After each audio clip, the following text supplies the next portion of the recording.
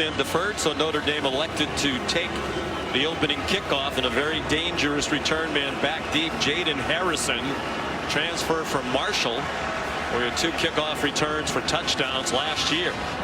Lance Gossett kicks off, and the ball blows off the tee. As usual, swirling wind in this stadium. One thing to keep an eye on today, Navy has to cover a lot of kickoffs. Gossett typically does not kick touchbacks. They've had their opponents return 29 kickoffs. Some of that's because they score a lot, kick off a lot. But only Western Michigan's had to cover more kicks. Pretty good kick, and a fair catch made by Jordan Faison inside the 5. Here's Molly McGrath. Well, Sean, Notre Dame quarterback Riley Leonard told us he feels as though he's the best version of himself right now. He said he's not just more comfortable in this offense, but also more confident in himself after letting go of all of the outside criticism, saying after that Week 2 loss, there was nothing to lose. Just want to go out there and have fun. And wide receiver Bo Collins said a switch flipped in recent weeks. Leonard is more confident and relaxed, playing free. It's positively affecting everyone around him. And Collins said with this new swagger, their offense can take the next step in the passing game. They think they have an opportunity to do that today, guys. Transferred from Duke, second year in a row they've had a transfer from an ACC school. Last year was Sam Hartman, who came over from Wake Forest. And after he struggled against Northern Illinois, Leonard called Sam Hartman. He comes out throwing to Chris Mitchell, and he's ahead for a 4-yard gain. Sam Hartman's advice to him was just cut it loose, have fun, embrace being the quarterback at Notre Dame. You're blessed to be in that position, and Leonard has taken that advice to heart. Yeah, don't be afraid to make a mistake. Make it at 100 miles an hour, and he's played more free as a result. 4-yard gain on the opening play. Mitchell goes in motion. He's a speed threat on the outside. They'd like to get the ball deep to him more often. It's dumped over the middle to the tight end, Mitchell Evans. And he has a Notre Dame first down at the 42-yard line with a gain of 13. Colin Ramos made the tackle, and we'll be saying that a lot today. The linebacker is the leading tackler for the Mids, averaging more than 11 per game, 5th in the country in tackles per game. And a homecoming for him as well from nearby Wayne, New Jersey. Jeremiah Love is the running back. And he gets the call straight ahead and gets 5 on his first carry. Sophomore from St. Louis, their leading rusher. I think one would imagine when watching Notre Dame's offensive line and the size advantage they have over Navy in the front 7, you would anticipate a heavy dose of run between the tackles. A lot of heavy formations with multiple tight ends, and Notre Dame trying to impose their will against an undersized front. That's what they did against Navy last year in the season opener for both teams. They tried to run between the tackles, and Navy there to drop Love for a loss. Landon Robinson, the nose guard, made the play for a loss of 1. And this will be something they're going to have to do a lot of throughout the game. They're going to have to move their front and create disruption along the offensive line. That time they do it, and they're able to drop the back for a loss. We talked to Mike Denbrock last night, the Notre Dame offensive coordinator, about who stands out on the Navy defense. He mentioned Robinson. Neas Williams is the running back now on 3rd down and 6. Navy's not afraid to pressure. Looks like a blitz look here. They do bring pressure. Leonard throws, wide open receiver. Jaden Greathouse tripped up near the 10-yard line. And Beatty Williams Jr. saved the touchdown for the midshipmen, but it's a 43-yard gain for Notre Dame. And blitz coverage by Navy forces their defensive backs to be on a one-on-one. Williams gets beat to the inside. It's a great throw and catch. Well-timed throw by Riley Leonard, and a touchdown-saving tackle by Williams. Great start on the conversion.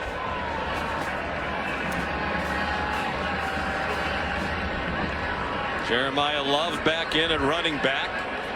Navy showing blitz again. They do bring pressure. It's a quick throw and a catch along the sideline by Bo Collins, the transfer from Clemson, who's their leading receiver with his 27th of the year. This part of the field, you get to that low red zone area inside the 10. is where you can anticipate a lot of quarterback run. Riley Leonard, their leading ball carrier in this section of the field. Leonard 4 for 4 to start the game for 64 yards. Love banged down 2 yards short of the first down. Leonard has 10 rushing touchdowns. That's tied with Blake Horvath of Navy for third most in the country among quarterbacks. Early possible decision for Marcus Freeman. I think you give your offense 2 downs to get it here on a 3rd and short. 3rd down and 2. They're at the 4 on the opening drive of the game. They've already taken more than 4 minutes off the clock. Out of the pistol with Love, the running back. Love puts his head down, has a first down. Did not get the touchdown. Love has added weight, added about 15 pounds from a year ago, up to a very solid 210.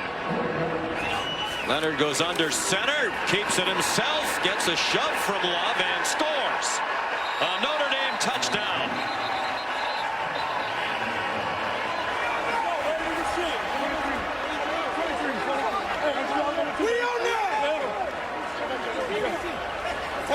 Good job, baby! And a great job by the right side of this offensive line, just washing everything down. Leonard feels the soft spot, and a good help from the backside from Jeremiah Love to push his quarterback across the goal line. What a terrific start. Great rhythm in that first drive by the Irish. They went with 75 yards in 9 plays. Leonard a perfect 4 for 4. Passing for 64, and he scored the touchdown. Zach Yoakum adds the extra point. They're without Mitch Jeter, their starting kicker, still bothered by a muscle pull. 7-0 Irish. Well, without Mitch Jeter available again today, Eric Goins is going to kick off for Notre Dame. So many great storylines in this game, and he is one of them. He's 30 years old, a graduate of the Citadel back in 2016, where he was an excellent field goal kicker. Served 7 years in the Army, including deployment in Poland to provide cover for military and humanitarian aid to Ukraine. Finished 7 years in the military and has come to grad school at Notre Dame. And here he is kicking off, a former Army man and always an Army man against Navy. His kickoff is returned across the 10-yard line. Nice tackle by Luke Talich on Isaiah Bryant, an 11-yard return. So as Blake Horvath gets ready to take the field, here's Molly. Sean, I'm told Blake Horvath suffered an injury to his right thumb in last week's game. Brian Newberry told me Horvath is pretty banged up, will be playing through a decent amount of pain today. His right thumb and hand is taped. Their athletic training staff will pay extra attention to this injury, and he keeps flexing and opening and closing that hand. It seems to be bothering him, guys. That thumb on the opposing side, pressure on the ball, that is a really difficult injury to overcome. So worth watching to see how he spins it out of his hand today. It's a new offense at Navy, a hybrid. They still run the triple option. Horvath kept it, got out to the 14 for a pickup of 3 before he was driven back by Jack Kaiser, 60-year linebacker for Notre Dame. And this Navy offense is really fun to watch. A lot of shotgun that's been implemented, but they have not abandoned their wing T principles that they've run forever. So they excel at that, but the passing game has gone to the next level under offensive coordinator Drew Cronick. In his first year as the OC in Annapolis, he's done a fantastic job. A lot of motion, a lot of misdirection. Eli Heidenreich across the 17. Joshua Burnham made the tackle. Well, they call it the sling T. And there's Drew Cronick. The millennial wing T. A lot of wing T. Triple option spread. Some pro-style principles. And it has worked to perfection. It's a team that averaged under 18 points per game last year. Comes in at just under 45 points per game this year. 4th in the nation in scoring. Alex Teska is the running back on the right hip of Horvath. He completes his first pass of the day for a first down. Out to the 24-yard line. We talked to Marcus Freeman last night. He said it used to be you dared Navy to throw. Now you don't do that anymore. Not at all. And it's rare to see zone coverage from Notre Dame, but they get it there. They hit the double slant for a nice third down conversion. To Nathan Kent, who gives them speed on the outside. This is an offense that will force Notre Dame to play two different defenses today. They have a triple option defense for when Horvath is under center, and they'll shift to a normal defense when he's in the shotgun. When it's under center, it's frequently the option as it is there. He pitched it to Teska for a short gain. Jack Kaiser there again. Horvath had his season last year shortened by a thumb injury on his other hand. Played in 4 games, started in October against North Texas, but suffered the thumb injury that required surgery. But he won the job in the spring, and they have their starting quarterback for sure after they tried 4 different quarterbacks last season in a 5-7 season. Teska,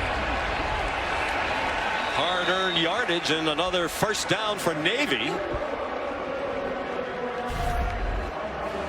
And a nice job here with double teams along the front. The defensive tackles for Notre Dame are going to be put under a lot of strain today, but those are their 2 best players. Howard Cross, number 56, and Riley Mills, number 99. They need to be at their very best today. Going to see a lot of different looks from Navy's offense. It's an offensive line that has to do a lot. They're much improved over a year ago. The pitch is errant. The ball is loose. Recovered by the Irish. Don Schuler runs it down inside the 10. Navy came in having not committed a turnover in their last 5 games and having not lost a fumble all year.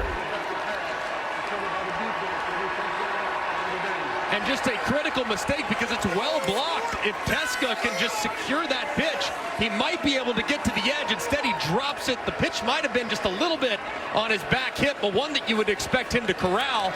Notre Dame picks it up, and they're knocking on the door yet again. This is what Navy absolutely cannot do. They cannot make critical mistakes today against a team that has a significant gap in talent and depth. Their first turnover since their season opener. Nearly 2 months ago, that was against Bucknell, and they were both interceptions. Teska actually lost 1 fumble against Air Force, but it got overruled on a replay review. Here's Jadarian Price, part of the 1-2 running back punch with Jeremiah Love. He got 4 after Schuler's 28-yard return set them up inside the 10. Notre Dame bringing in a second tight end. Right now, Eli Raridan, number 9, and number 88, Mitchell Evans. Those guys both on the field at the top of the screen. When they're in 12 personnel, which is 2 tight ends, 2 wide receivers, and a running back, you can anticipate run. Price again. Down just shy of the goal line. Tackled by Kyle Jacob, another inside linebacker. Notre Dame lines up very quickly. Will Leonard try to keep it again? He will, and he lunges in. There's a flag down. It is a touchdown if it stands, but there are a couple of flags down on the play.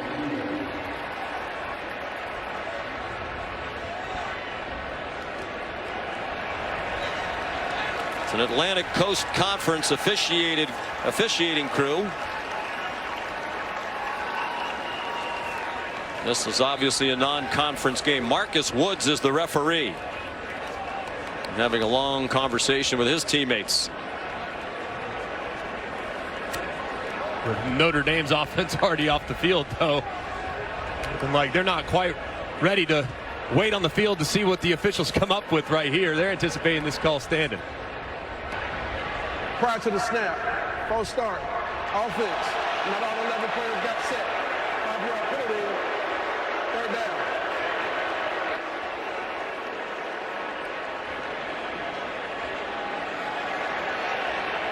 Marcus Freeman in his 3rd year now as head coach at Notre Dame.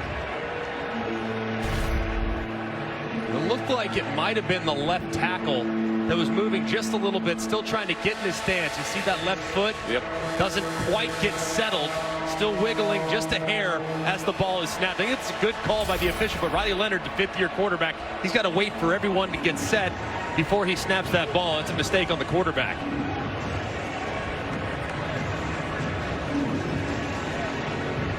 Marcus Freeman, 38 years old, Ohio native, played at Ohio State. And this is clearly his program now. Greg took over when Brian Kelly left to go to LSU. He's done, I think, a really good job, too. I think they're really athletic. I think the talent has steadily improved at the skill positions. They've done a solid job on defense throughout his 10 years, so I really like the job Marcus Freeman has done. 6-1, and today looking for his 10th win in 3 years against a ranked opponent. Riley Leonard, wide open touchdown, Chris Mitchell.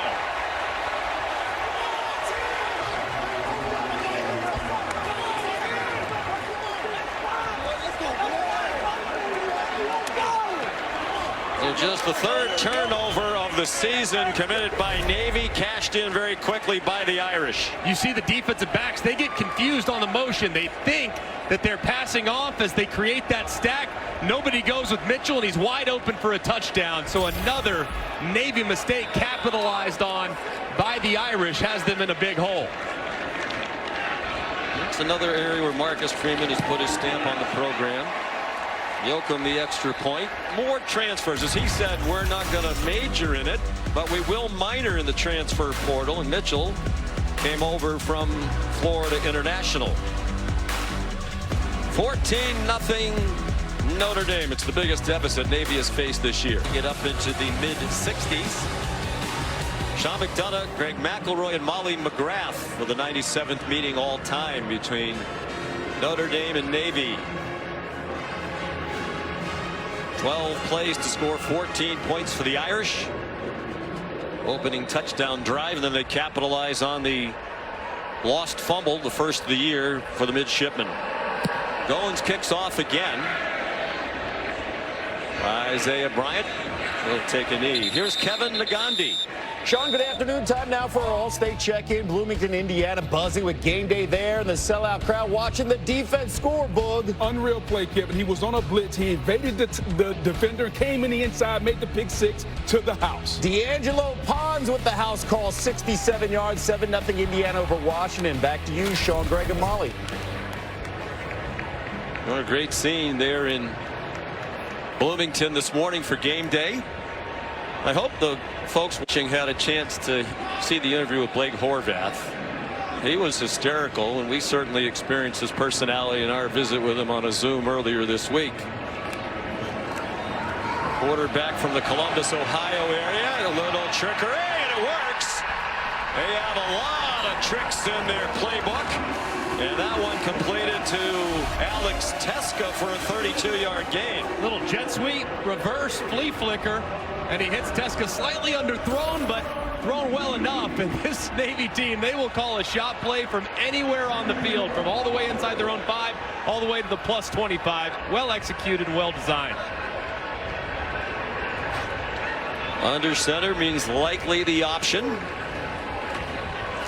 And straight ahead goes Teska to the 39. Molly? Well, that first play is proof this Navy team believes in Alex Teska after that fumble early in the game on the sideline. They were talking about they want to keep feeding him the ball, and their O-line harping on opening up lanes through the middle. Remember, Marcus Freeman told us if they get going inside the A and B gaps, we'll have a long day. They're trying to force their backs outside, but Navy trying to get it go over the top and in the middle with them. Lots of shifting, lots of motions. I mean, they motion more than any team in FBS football. And it's a handoff to Eli Heidenreich. There is a flag down back of the line of scrimmage. The play stands. It's a first down.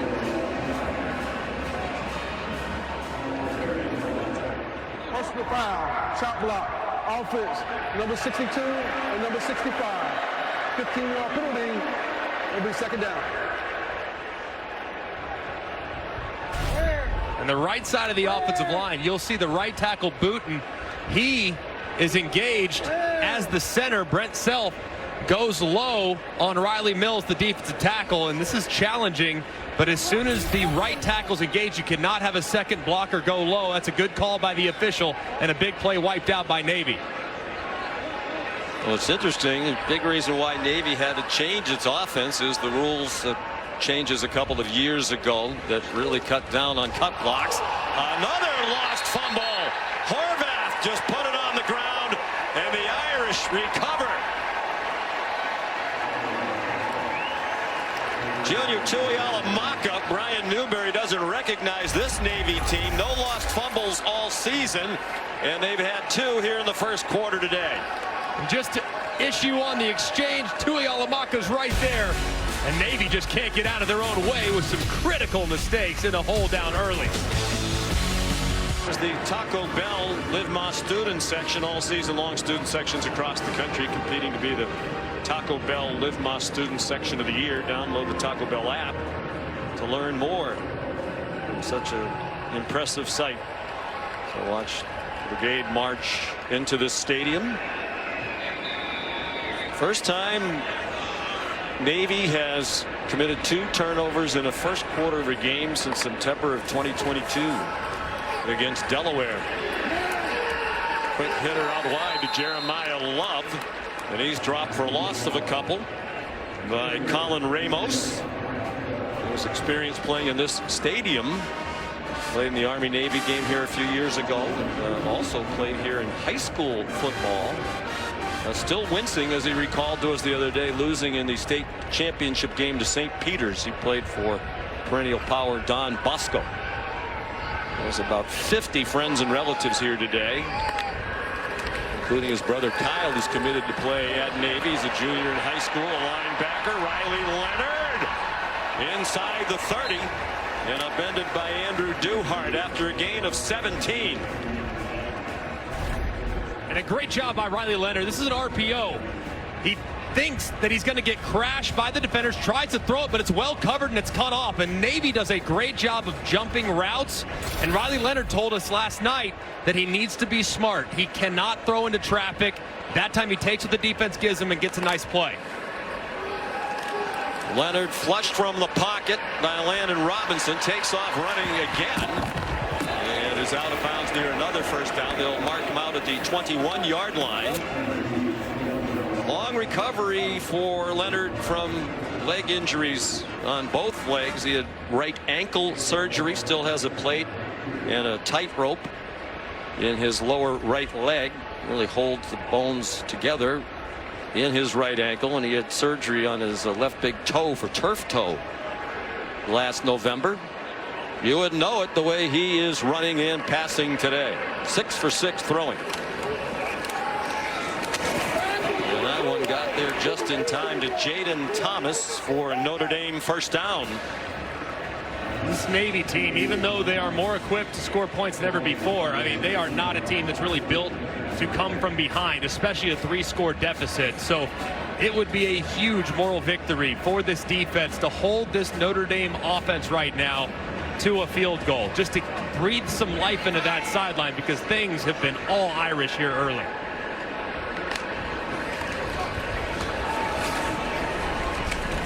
Jeremiah Love down near the 13-yard line. Another tackle by Ramos. You're Notre Dame, you just continue to lean on that offensive line. Now, this will be their 18th snap of the ball game already here in the first quarter. This defensive line, they're undersized and they're not crazy deep, so just continue to lean on it with the inside the tackle run game. Leonard steps into the throw, back of the end zone, and it's broken up by Deshaun Peel. It was intended for Jaden Thomas. And a nice play by a fine cornerback, Peel, the senior from Norfolk, Virginia. And the blitz caught Riley Leonard a little bit off guard. Peel anticipates the throw being underneath as he tries to beat the blitz. Instead, Thomas goes right around and the ball's just late, and Thomas runs out of room. And a big third down here for the Navy defense to get off the field and to feel good about something after a disastrous start. It's the first incomplete pass for Riley Leonard. 7 out of 8 now. They're 3 for 3 today on third down, the Irish. Trying to score for the third straight possession. Leonard, lots of time, couldn't find anybody open, ran into his own men and gets taken down back at the 18-yard line. Justin Reed is there for the Naval Academy, senior from Apex, North Carolina. And a great job here by this Navy defense. It looks like it's going to be all-out blitz. Everybody's walked up, and then the linebackers disappear. Notre Dame gets to a blitz beater. They drop 8, and Riley Leonard has nowhere to go. That's a huge stop for Navy just to stop the bleeding. So here's Zach Yoakum, the walk-on, who attempted his first field goals of his career last week against Georgia Tech. Made 1 out of 2, and that one is no good. Wide to the left from 36 yards. Well, as Greg said, Brian Newberry's team needed a big stop, and they got it. And the Irish without Mitch Jeter again today, using their backup kicker. Nothing wrong with the snap and hold. He just pulled it. And the wind blowing straight from right to left into that kick, holds it up just a hair and pushes it just ever so slightly to the left as Marcus Freeman looks on.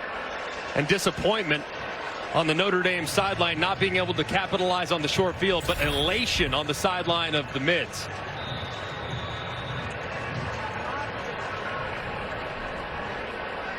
So Navy's run just 9 plays. Daba Fofana is the running back now behind Blake Horvath. It's a quick screen. Eli Heidenreich out of Mount Lebanon, Pennsylvania. High school teammate of Alex Teska, the other terrific offensive player around Blake Horvath. If you're Navy's offense, I mean, I know it feels helpless to be down 14, but you can almost look in the mirror and say, guys, we spotted them these points with some huge mistakes. So they've been able to move the ball, just got to clean things up moving forward.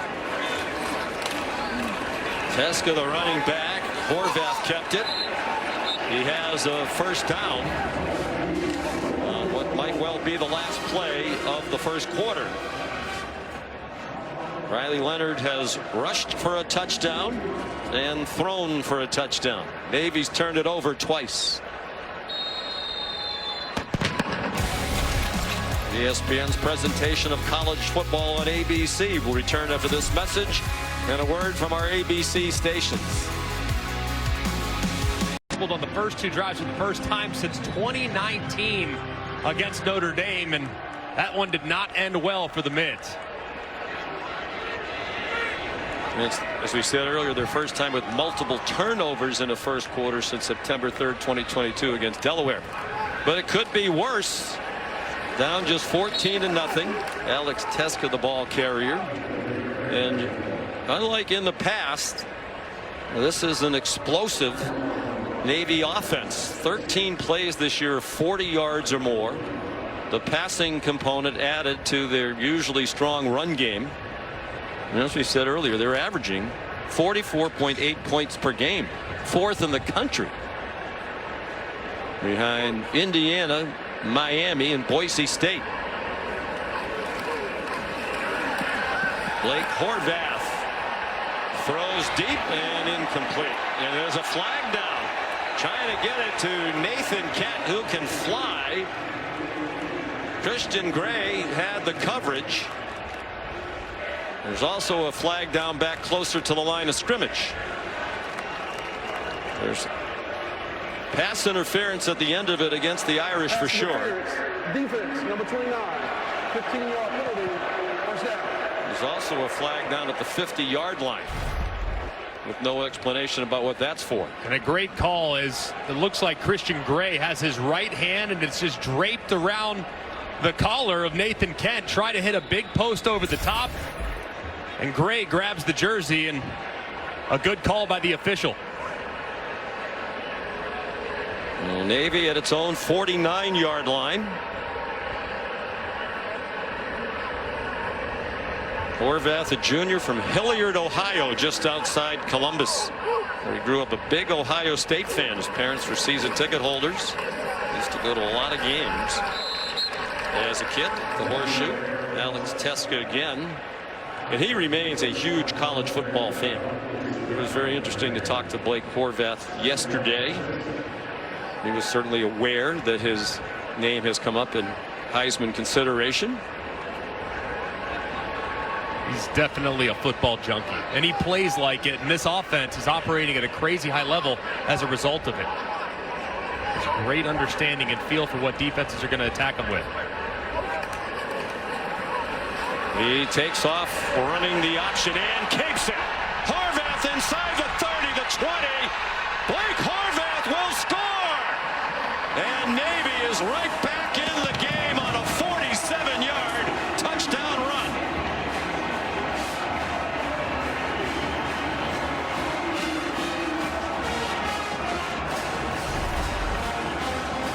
One, two, three, four.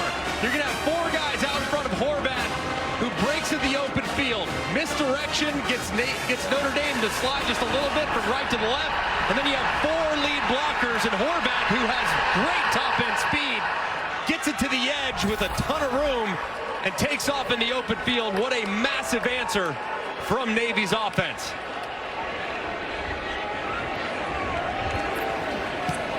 And the extra point driven through by Nathan Kirkwood. Blake Horvath, his 11th rushing touchdown of the season, tying him again with Riley Leonard among the nation's leaders. 14-7, the Irish on top with the touchdown. 47 yards, longest run given up by Notre Dame this year. So he and Riley Leonard each with a rushing touchdown today, now tied with Jalen Milroe of Alabama for second most rushing touchdowns in the FBS among quarterbacks. Bryson Daly of Army, undefeated 7-0 Army with 19. He's the leading rusher in terms of rushing yards among college football quarterbacks this year as well. Both Navy and Army 6-0 or better for the first time since 1926. Short kickoff by Lance Gossett, a fair catch by Max Hurleman. Well, we mentioned we came on the air. Great triple header today on ABC. All 6 teams in action on the network today are ranked, including 21st Missouri at number 15 Alabama. That's at 3:30, and then a big game in the SEC tonight. Who would have thought at this juncture the remaining undefeated teams in conference playing the SEC would be LSU and Texas A&M. But that's the situation tonight in College Station. Both games also available on the ESPN app. We talk about resumes in the college football playoff. That opening win of the season at Texas A&M for Notre Dame looking better and better by the week. Riley Leonard led them to that win against his former coach at Duke, Mike Elko. He runs for 7. So they remain very close. He still texts periodically with Mike Elko, but obviously they wanted bragging rights and to get off to a good start at their new place. Yeah, understandable. Jeremiah Love. First down. Not only is it a new place for Riley Leonard, but a new offense, not just for him, but for the rest of the Fighting Irish players. As Jared Parker, last year's offensive coordinator, became the head coach at Troy. So there's Mike Denbrock, who's come back to Notre Dame for the 3rd time after the last 2 years at LSU. Last year he led the best offense in the nation, led by the Heisman winner Jaden Daniels. Jeremiah Love off to the races. Touchdown Notre Dame, 64 yards.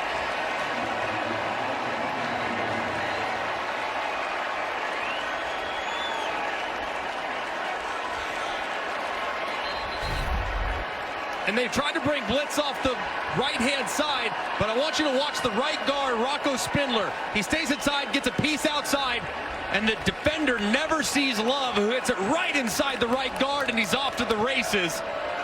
A game that you thought might be a little low scoring has turned into a track meet as these teams exchange another long touchdown run. That's 8 straight games with a rushing touchdown for Love in the longest run of his career. Notre Dame responds quickly to the Navy touchdown. Just 3 plays to go, 75 yards, and the touchdown by the sophomore from St. Louis. Series to Greg McElroy's Dodgers on the Freddie Freeman walk-off grand slam. The first pitch he saw. Really hope I didn't wake anybody up when I yelled at the top of my lungs at about 11:30 local. Sorry to all those on the 8th floor last night. First, we're not going to talk about the 2 football teams that play their home games in here. Goins kickoff down to Isaiah Bryant.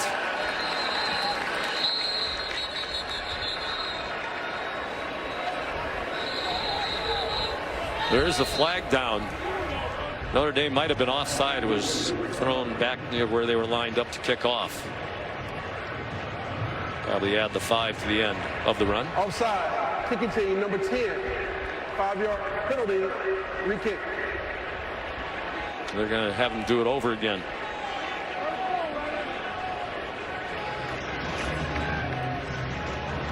A 21-7 for Marcus Freeman in the Irish.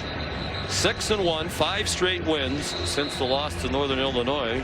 Molly McGrath was telling us Marcus Freeman plays clips of that game all the time. He wants to continually remind his team what that pain felt like and try to help them make sure they don't experience something like that again. Yeah, and I think a lot of great coaches, and Marcus Freeman has experienced a lot of highs and lows in his first few years as the head coach at Notre Dame, but one thing is that you never want to waste a failure, and that's something that Nick Saban taught me when I was playing. When you fail, never forget that feeling, and what will you do extra to avoid a similar feeling in the future. So I think him being able to harness the emotions of that game will have his team kind of sitting on pins and needles almost all the time, making sure that they put their best forward and foot in front of them on a week-to-week basis. Goins will kick off again. Tough to tell in this stadium what the breeze is doing. It swirls around. And warm-ups, it looked like kicking in this direction. The wind was at the back of the kickers, but that one doesn't go very far. Caught by Bryant at the 18. And good field position for the midshipmen starting at the 35. Here's Molly. Well, Sean, Marcus Freeman not only shows his players clips from that Week 2 loss, he does it before every single game in their pregame meeting, reminding them never forget the pain of that loss. Players say the pain and embarrassment changed this team. They carry it with them every week to guard against complacency. And Riley Mills, their team captain, told us the loss was the lowest low, but it's a part of us. It taught us how to handle winning, and Coach Freeman will not let us forget that lesson.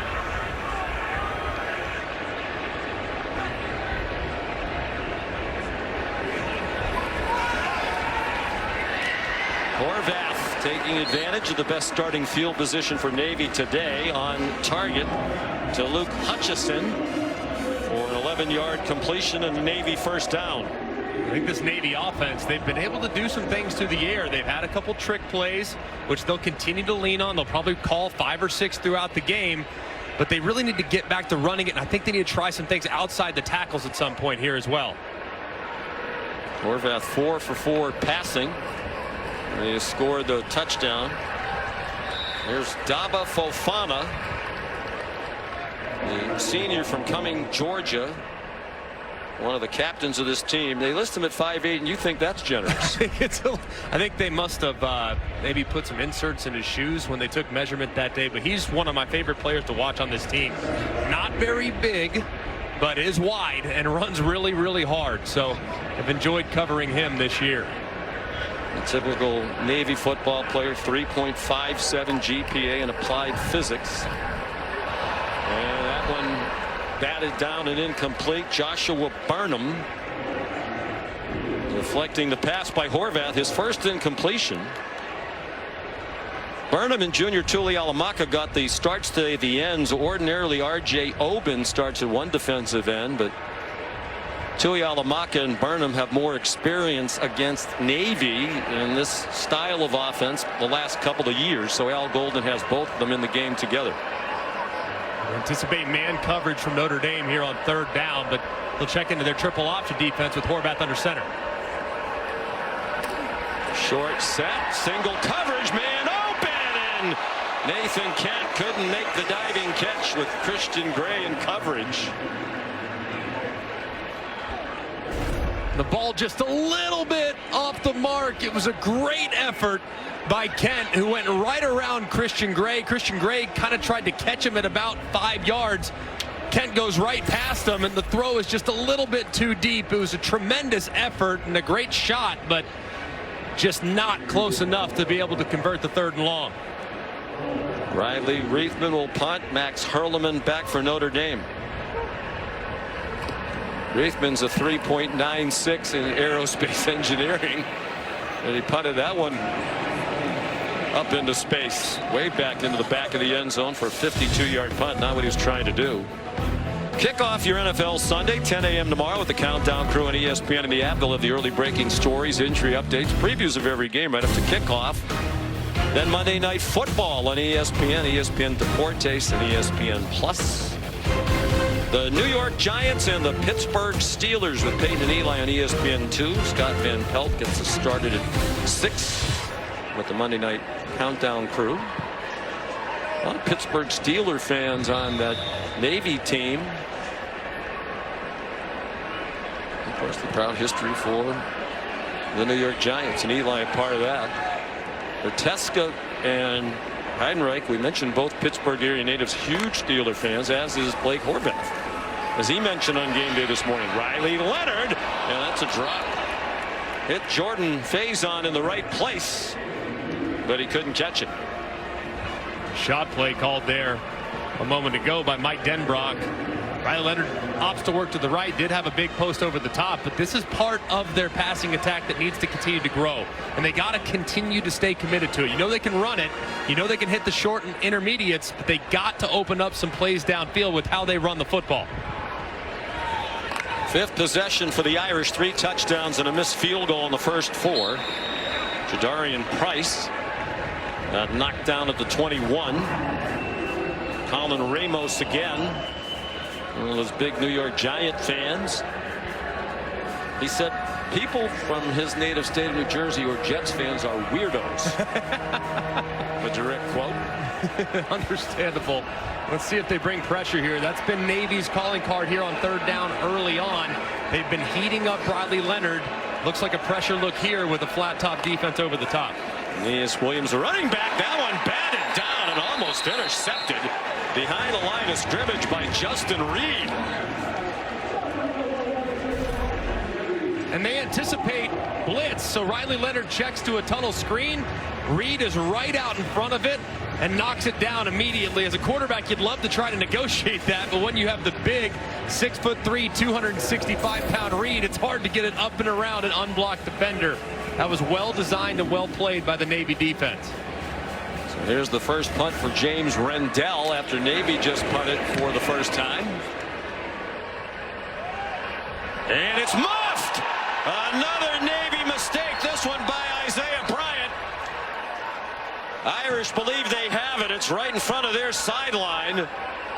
Bryant would have been better off just getting away from that. It was a spinning nose-up kick. Hard to catch, and Bryant didn't catch it. They hadn't committed a turnover in the last 5 games. They've had 3 in the first 20 minutes here this afternoon. And the wind is swirling. This is such a difficult stadium to try to catch punts in, but this time Bryant, that ball just drifts away from him. You got to get away from it. I mean, that's a really difficult catch, and Newberry is furious. Completely understand his team's pressing. They're trying to do too much, and as a result, they're making big mistakes. Got to calm that sideline down because they played well, but the mistakes are putting them behind the 8 ball time and time again. 2 turnovers all year. Not shockingly, only Army with 1 had fewer starting today. That was Ricky Brown, the special teams coach, trying to pump up Bryant.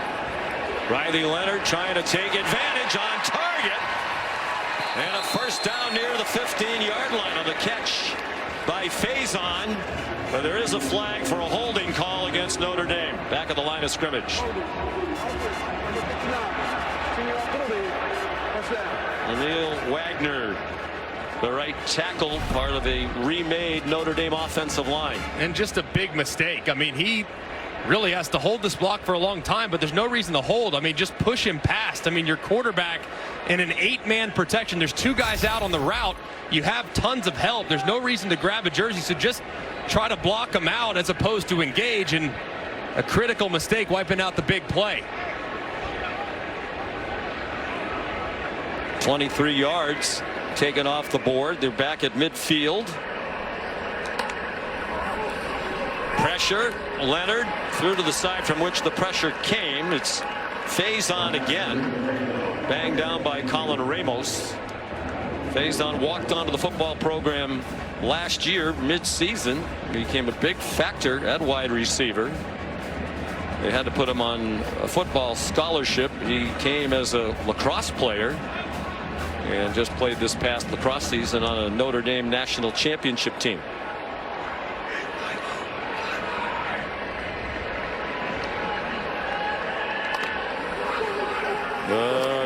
Blitz picked up, and that pass batted down, intended for Jaden Greathouse. Diving breakup by Kyle Jacob, another North Jersey player out of Paramus. Dangerous throw there, as it looked like Jacob was going to get out underneath it. The throw's not low, it might be intercepted. A difficult 3rd down here for Notre Dame. I'd anticipate screen or draw. I mean, they've in a 3-down defensive line. They've showed some pressure, but they got 3 deep safeties. Hand it off here and see if you can pick it up with your legs. Aeneas Williams is in a lot on 3rd down as the running back. This time they drop 9 into coverage. Leonard takes the short throw to Faison. To Williams rather, for an 8-yard gain, and a decision now for Marcus Freeman. Looks like they're going to go for this 4th down and 7. I think it's the right call, but at least get up there and see if you can utilize the hard count. See if you can get Navy to jump off sides. And if you can't, look in the direction of your tight end Mitchell Evans. He's been a little quiet all season, but getting back to his old self. He's right here lined up in the slot. He'd be the guy I'd be looking at in man coverage. He's battled some injuries.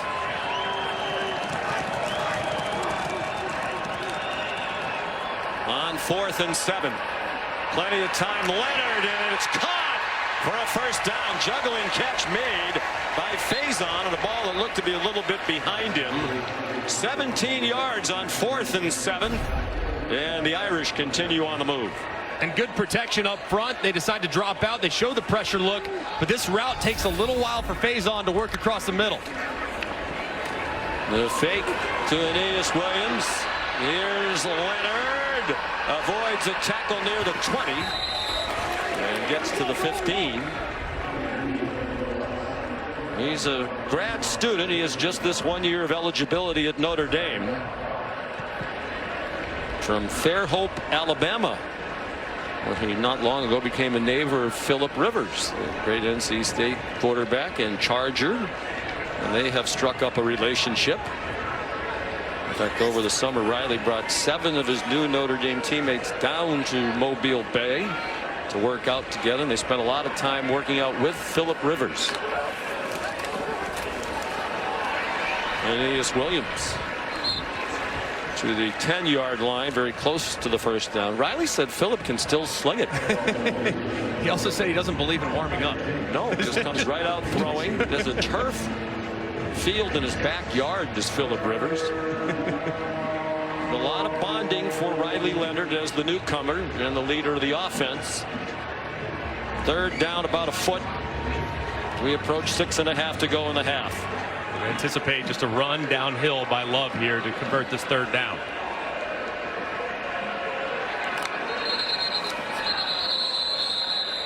And Marcus Freeman didn't like what he was seeing. He ran down to call a timeout. With 6:23 to go in the 2nd quarter. Notre Dame on the move, already leading by 14. 3 for 3 on 3rd down and less than 6 today. 0 for 3, 7 yards or more. This is about a foot. Jeremiah Love, the running back. And he got the call. Got driven back, but after he got the 1st down with a 2-yard gain. Ramos, another tackle. Kind of a typical Navy guy. Good high school football players we talked about. Played in this stadium in a high school championship game for Don Bosco. But his offers late in high school were Morgan State, Moorhead State, a half scholarship offer from Fordham. Navy got involved late. He said, once I went down to visit, I knew that's where I wanted to go. A lot of these guys go to Navy because it's their best football opportunity, and they have to take on all that comes with academy life and the military commitment.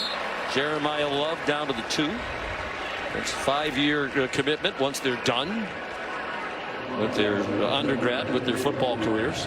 And Ramos is just one of those guys that's just highly productive, crazy productive. Maybe not going to check all the measurable boxes, but just always around the football and always making plays. But back against the wall right here, even though Ramos' 11 tackles so far hasn't kept him out of the end zone, you get to expect another downhill run by Love or Leonard. Love is in the end zone. Touchdown.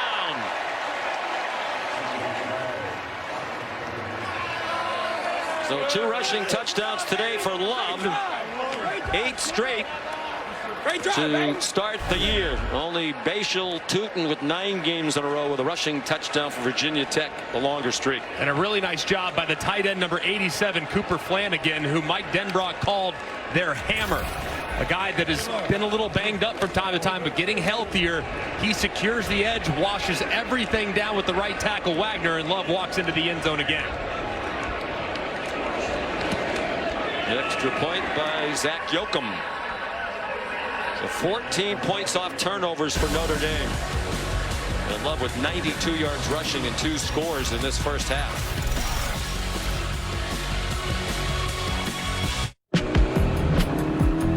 Choose joy. Choose the road. Choose your people. Choose your shot. Take it. Choose to get in there. Even better, get out there. That's it. Way out there. Choose your calling. Choose to really care. Choose to go for it. Just choose. We craft cars for those who choose to do more than simply move. I wake up.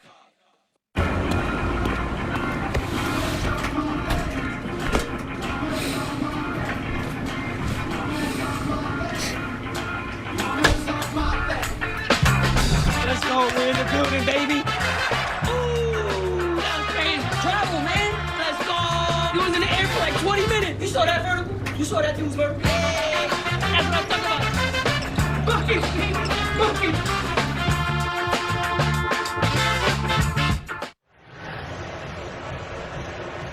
Almost a 2-to-1 advantage in time of possession for Notre Dame. Helped in part by the 3 Navy turnovers. 2 of them converted into touchdowns. The other ended with a missed Notre Dame field goal. Here's Bryant trying to atone for the muffed punt, and he got blasted inside the 15-yard line. Logan Thomas delivered the big hit. Here's Kevin. Sean, Capital One halftime report just minutes away with Booger McFarland. Ohio State coming off a bye, looking really good. Indiana led by their defense. Highlights coming your way. What are you seeing from Notre Dame so far? Well, number one, the ability to capitalize on some of the Navy mistakes, but more importantly, the execution of Notre Dame. We haven't seen this type of execution from them and Riley Leonard all season long. So Navy 2 turnovers all season coming in, 3 so far in the first half. Sean, back to you. Thank you, gentlemen. That's exactly what Brian Newbury and his coaching staff said they couldn't do. They said we don't have to be perfect, but we have to play our best, and they have not. Horvath takes off running. They have an angle to catch him, and the freshman Leonard Moore runs him down. But Blake Horvath goes all the way to the 28-yard line of Notre Dame on a 60-yard run. And fake the jet sweep. You're going to see the right guard, or the left guard, excuse me, number 64, Ben Purvis, out in front. They pull it around on the quarterback power, and Horvath is out the gate, cuts it back, finds plenty of space. If not for the speed in the open field by Leonard Moore, he would have been off to the races. Great answer by Navy. 47-yard touchdown, and now a 60-yard run. He fires at a couple of open receivers, and that's a misfire in the direction of Nathan Kent, who was open near the first down marker. All is not lost now for this Navy offense. I mean, they've been able to move the football quite a bit. Now, they got to pay it off in the red zone when they get there, but they get the ball coming out at half. And if you look at some of their yardage totals, I mean, they're at nearly 200 yards of offense. Almost 10 yards per play. I'd say that's pretty good. So they can get now possibly a touchdown here, get the ball coming out, score there, and you're back in the game. So imperative to get points here at the end of half.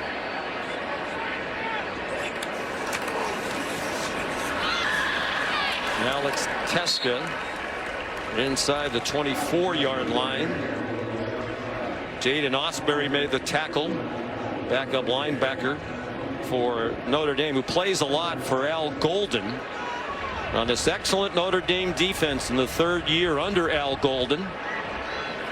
They're 5th in the nation in scoring defense coming in. And probably thinking 4-down territory the rest of the way, given the way Notre Dame's offense is moving it on Navy's defense. So you got 2 downs to get it here on 3rd and 7.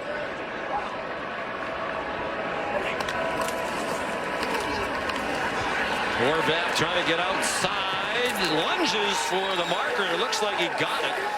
They certainly think so on that Navy sideline. Junior Tuihalamaka had a chance, it seemed, to get him down short of the pylon. The camera brought to you by Progressive. That's a 1st down. Should be. And we're marking it as a 1st down and moving the chains now. What a great effort there by Horvath, and 12 blocked on the perimeter. The red zone has been Navy's specialty, among the best as far as touchdowns. #1 in college football. 96% touchdown efficiency at this part of the field. And they've scored every time. Oh boy, another ball on the ground. This is unrecognizable to Navy fans. The toss to Teska. He's been involved in a couple of these with Horvath. That's a loss of 4. And this one's not him. This one looks like it's low. I mean, that's hard on Teska on the pitch to be able to grab it down around his kneecaps. I mean, that's just a poor pitch by Horvath. Got to get some of it back here. I think quarterback run in this part. Looks like they're going to line up in triple option, see if maybe get something off tackle, but got to get back to make 3rd down and 4th down more manageable. They scored touchdowns on their first 20 red zone possessions this season. Then were held to a field goal once by Charlotte last week. Heidenreich's in trouble. He goes down for a loss of a couple more. Christian Gray leading the way for the Irish defense. That gets us to the 2-minute timeout. You're watching ESPN College Football on ABC, presented by Tums Gummy Bites.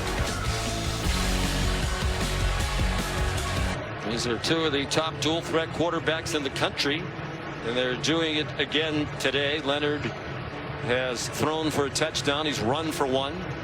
And Horvath up to 119 yards rushing, his 4th 100-yard-plus rushing game in 7 games this year.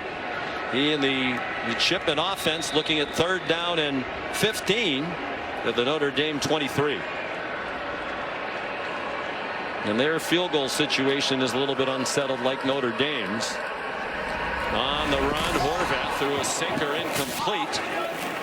Intended for Eli Heidenreich, and the great safety Xavier Watts had the coverage.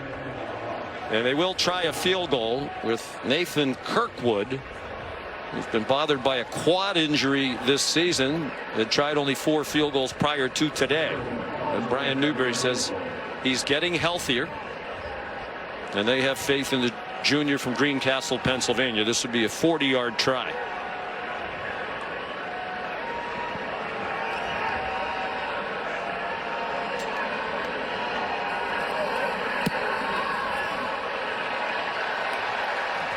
And it is no good. A great stand by Notre Dame's defense. Big play given up. They forced the field goal, and it drifts left. It's the 2nd field goal today where we've seen it move just a little bit left outside that upright. Marcus Freeman knows that was a big answer by his defense after they gave up the long quarterback run to start the drive. Are you one of those guys when you're drive winds up in the rough, you say, oh, the wind just took a little bit to the left. They missed both of those field goals. I mean, it's not even that windy here well, today. it's certainly not going to be me with the swing or the fact that I closed the face or flipped the face. It would never be me, never. I think Navy and their fans, they have to be really disappointed. Yeah. You know, this is not what they've done all season long. You know, they knew they couldn't hurt themselves with mistakes, and they've done it repeatedly in this first half. Notre Dame wants more. Leonard, nice throw to an open receiver, Jordan Faison, out near midfield. They're going to mark him just shy of it at the 49-yard line, and that's a 26-yard gain. One of the best throws I think I've ever seen Riley Leonard make right there. I mean, that was a dime from a long way away. The anticipation, the accuracy off the charts good. 11 out of 15 is Leonard.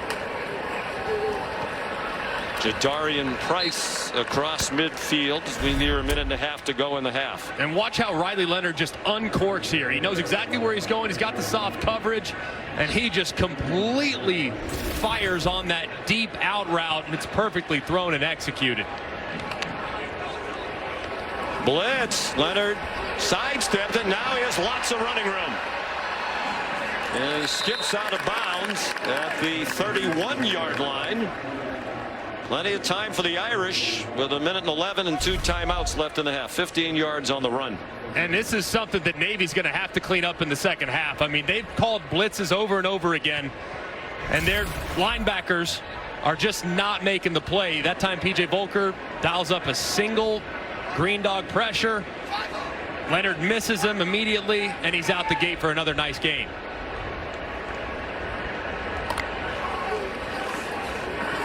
Five-man rush. Leonard time, incomplete pass in the direction of Chris Mitchell. I think it's tough on defense coordinator P.J. Volker too, because you know if you just want to sit there and play base defense, you're going to get beat up. You just can't hold up. So you got to kind of dictate terms by sending blitzes and sending linebackers and trying to catch Notre Dame off guard, and they just haven't made the plays on the times that he's had guys on blocks. So they got to clean things up in the second half.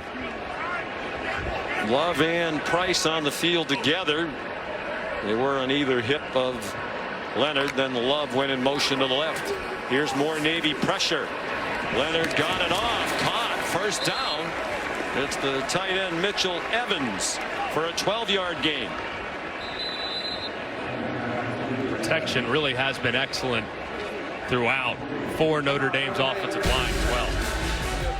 Notre Dame used the timeout. One left for the Irish with 1:01 to go in the half. At the UPS store, we offer a lot because running a small business takes a lot. That's why we're the Help Protect Your Privacy store and the Give Your Business a Real Street Address store. So while you're juggling everything else like the boss you are, we're the extra pair of hands store. You can count on us as the shredding and mailboxing, anything and everything to keep you going store. Visit the upsstore.com/save and get 3 months of free mailbox services today.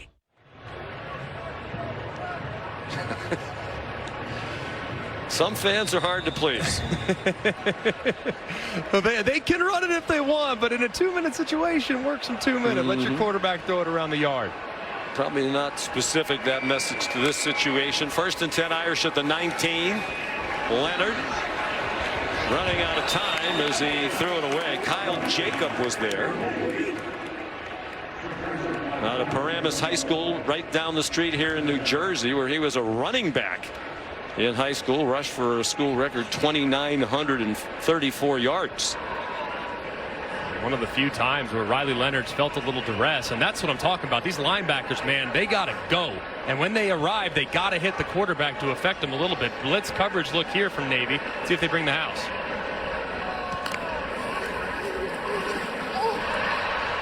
Leonard pulled it down, weaved down to the 14-yard line. Kyle Jacob made the tackle. Leonard gets them lining up quickly. 3rd down and 5. Clock running. 40 seconds to go. Still a timeout for Notre Dame. All 3 for Navy. Leonard throws it incomplete out of the back of the end zone. He had pressure right in his face from Jackson Campbell. And Marcus Freeman sends the field goal team on again.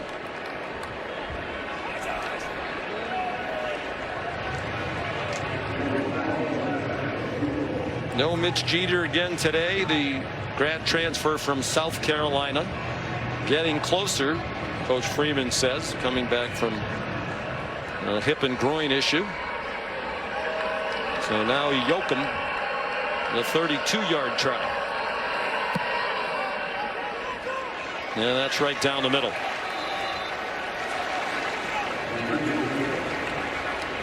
Time now for Built for Success, presented by Ram Trucks.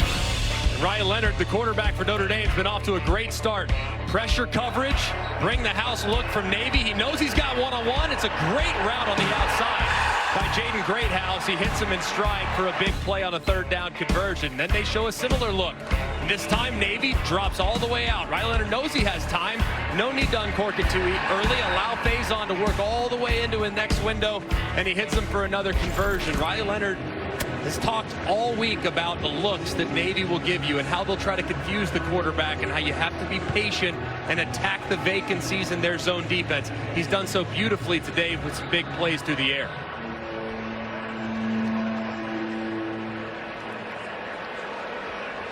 Isaiah Bryant back for the kickoff from Eric Goins.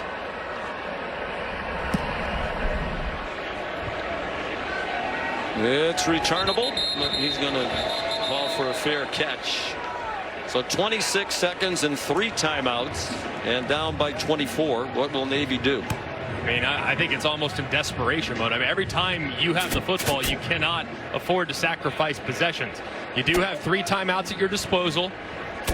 So you got to try to do whatever you can to try to manufacture something here to give yourself a shot to steal some points, whether it be by Hail Mary or field goal. I don't like taking a knee right here, but it looks like that's what they're going to do.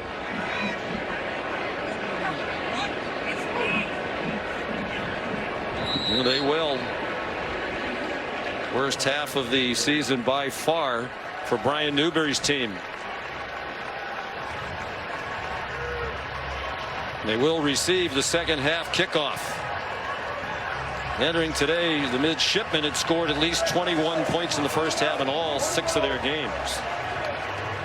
The most they had allowed in the first half was 17 in their win against. It's really uncharacteristic of Brian Newberry's team. They never make mistakes, and yet they have 3 that have them way behind the 8 ball here in the second half. With this new offense, they can score quickly. And they're going to have to do it if they're going to make a game of it. The kickoff by Goins is a touchback, and here's Molly. Well, yeah, Navy head coach Brian Newberry really harped on those mistakes in the locker room, telling his team you can't beat a team like Notre Dame if you turn the ball over 3 times. Mostly we're just hurting ourselves. He said it took about a quarter for his team to settle in and get comfortable, but he said despite that we're moving the ball well. He likes the play from his quarterback Blake Horvath and told him you cannot flinch. Don't try to do too much. If you operate within our offense and cut out those mistakes, we have a chance. But he stressed we need to score here on this first drive of the second half. They had 199 yards of offense in the first half. Horvath started 4 for 4 passing, finished 0 for 4. Alex Teska bottled up, very little there. Just a 1-yard gain for Teska.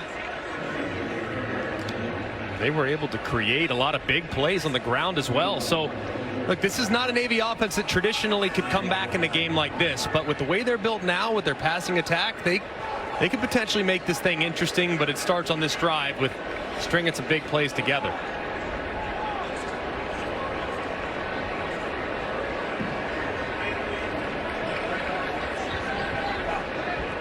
He'll stay under center, so Al Golden will stay in his option defense, and they do run the option. Eli Heidenreich, that's close to the first down marker. It really is interesting how Drew Cronick has put this together. First-year offensive coordinator. He was a very successful head coach at several places, most recently at Mercer. Very happy there. Brian Newberry tried to get him before last season. Cronick wouldn't come. This year, after thinking and praying about it for a long time, he decided to come to the Naval Academy, and he is loving the experience. Teska, first down before he's driven back. And they've always been a really good triple option team for the most part. The offense has struggled in recent years, but he's always been a wing T coach, as Cronic, back to when he played for his dad, a legendary high school coach, Danny Cronic, in Georgia.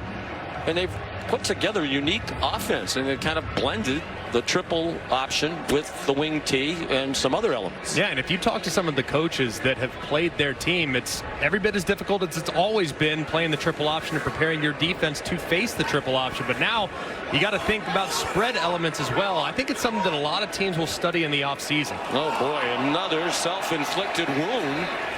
Horvath throws, it worked out. Improvised play, and Brandon Chapman the catch. You just wonder if that injured thumb that Molly reported on at the start of the game is a problem for Horvath. You also wonder that with Drew Cronic, was that by design? Was that like a fumble-rooski, perhaps? The way he has designed plays this year, I would give him credit for that. And I think we should. I mean, that was about as broken a play as you can find, and somehow he finds Chapman downfield for a big conversion. A couple of those pitches to Teska have been a little bit off target. I do wonder if that left thumb is bothering him on some of the ball hand. He's thrown the ball fine with his healthy right hand. Heidenreich a short gain inside the 40, 4-yard pickup. And the snap right there, it looks like the left hand just slips right beyond it.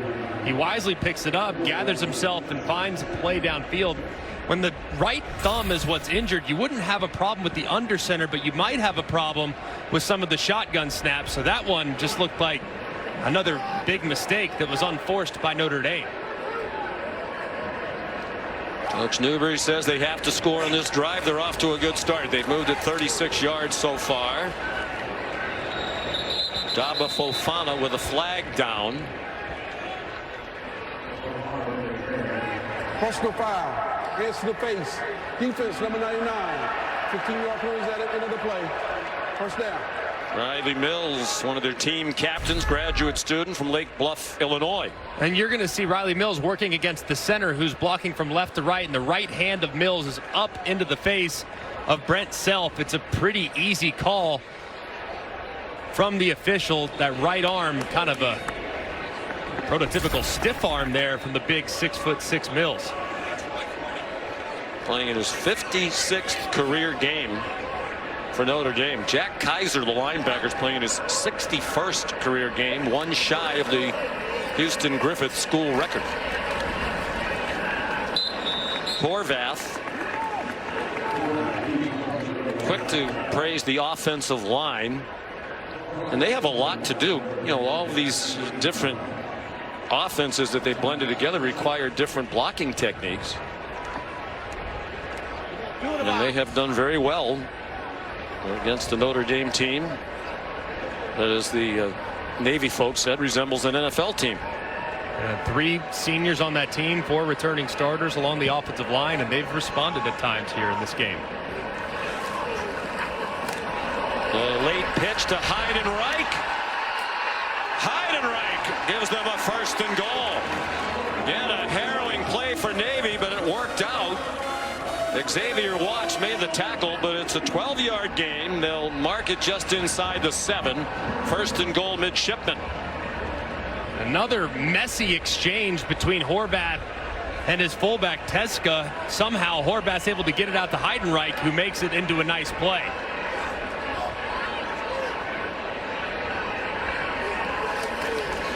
Heidenreich down to the 3-yard line. Gabriel Rubio made the tackle. As someone said during the week, they are also sneaky athletic, Navy, including Heidenreich, obviously Horvath. There's no sneaky about it. These guys are extremely versatile, and that's where their personnel has changed. They have guys that aren't necessarily 230, 240 at fullback. They have 200-pound guys.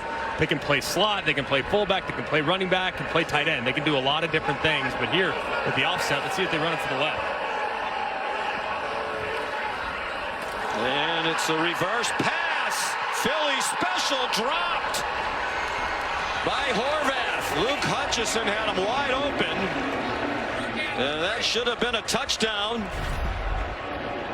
And another miscue by Navy. And they hand the jet sweep, pitch it back. It is Philly special, but New York special is a drop in the end zone. And boy, it's one that Horvath just absolutely has to reel in. No, he's got that hurt right thumb that might be affecting today the performance, and right there can't catch it. Huge drop. A man who was recruited by most schools to be a wide receiver. Horvath chopped down at the 1. So 4th and goal. They were stopped in the red zone for the first time all season with a missed field goal at the end of the first half. And no question, in this situation, you have to go for the touchdown. Yeah, along the goal line all year long, it's always been Horvath. It's the quarterback run game. Probably following your fullback who will clear the inside, and Horvath will sneak right on around them, see if they can't pay off this first possession of the second half. They're using a lot of time to get this play in, and the drive more than 6 minutes to open the half. Huge play. Under center, usually option football. Touchdown! Eli Heidenreich.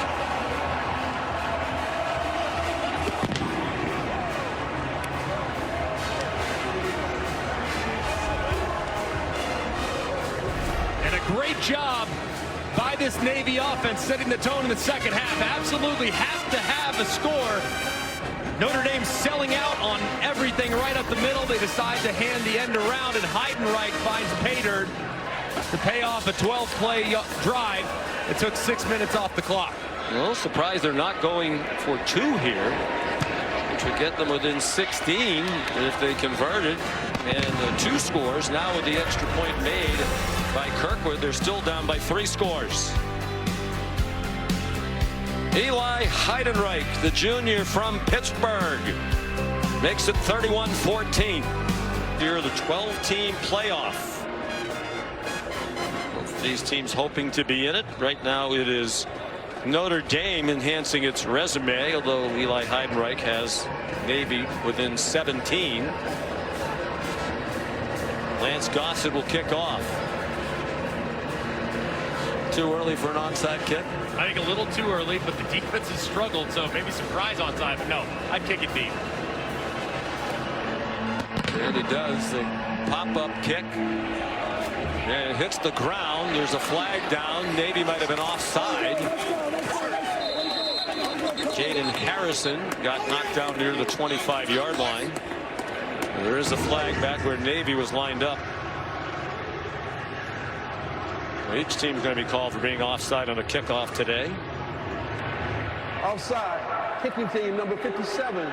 5-yard penalty. Re-kick.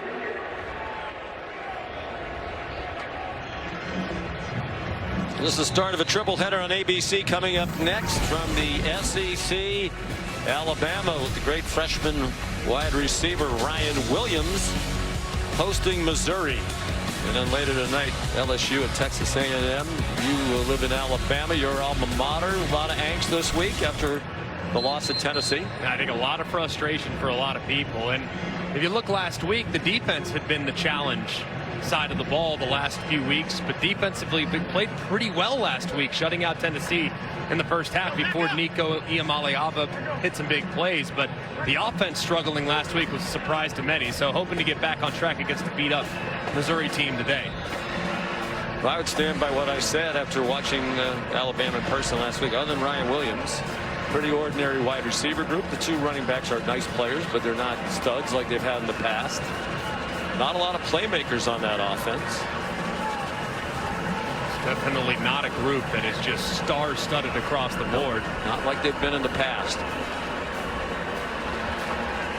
In my opinion, Lance Gossett will kick off again. And now a delay of game. My goodness. Delay of game. Kicking team. 5-yard penalty. Re-kick. And Brian Newberry's letting the official on his sideline have it. The back judge on the other side of the field who threw the flag. He's also the same official who called the offside.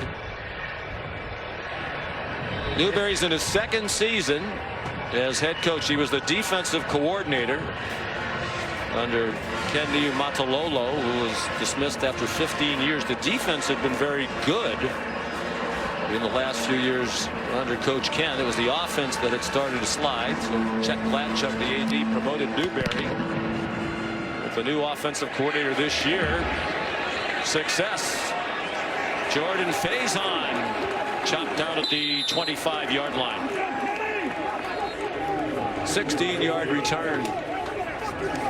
Kenneth McShann made the tackle. That's the first possession of the second half for the Irish.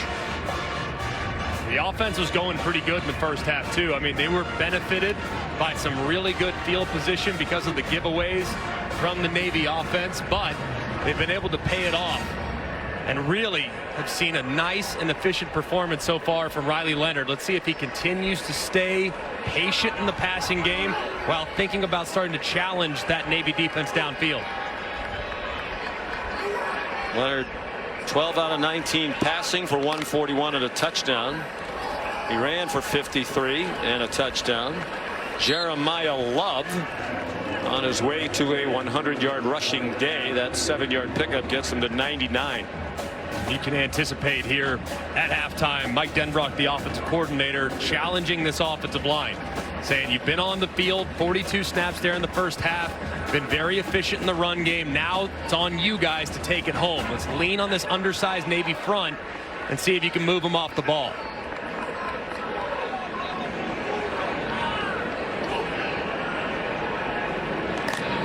They empty the backfield. Leonard, plenty of time, and that one's dropped. Eli Raridan, one of their tight ends.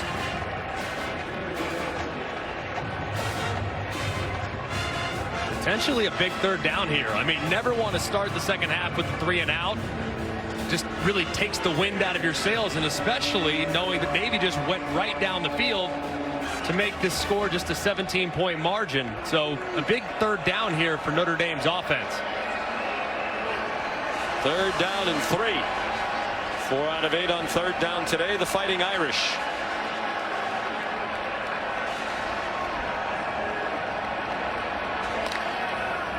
Here comes a Navy blitz. Leonard rolled away from it on target. And there is a flag down. It's a catch by Greathouse. And it would be a first down if the play stands. Illegal formation. Offense. More than 4 players in the backfield. 5-yard penalty. Third down.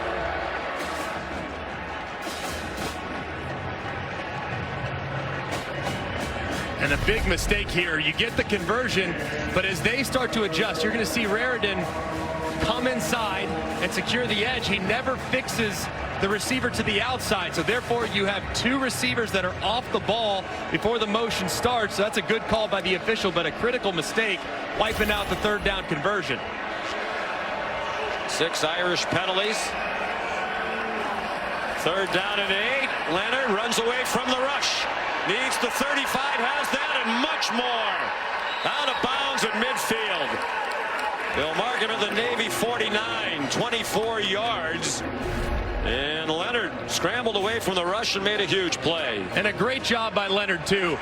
The line slides all the way to the left. His back, Williams, comes across the field. He kicks out the end man of the line of scrimmage, and Leonard takes off after he sees a lot of open space. Just a great job there by the quarterback. Huge third down conversion after the Navy score to start the second half. 77 yards rushing now for Leonard. Aeneas Williams ahead to the 46. Have to be really impressed with how Riley Leonard has played these last few weeks, Sean. And look, it was a little bit of a challenge. Didn't get to go through spring ball. Missed some of summer, trying to get back to 100% after offseason surgery. But now you can tell he's really comfortable, has made some great decisions, not just with his arm, but with his legs as well.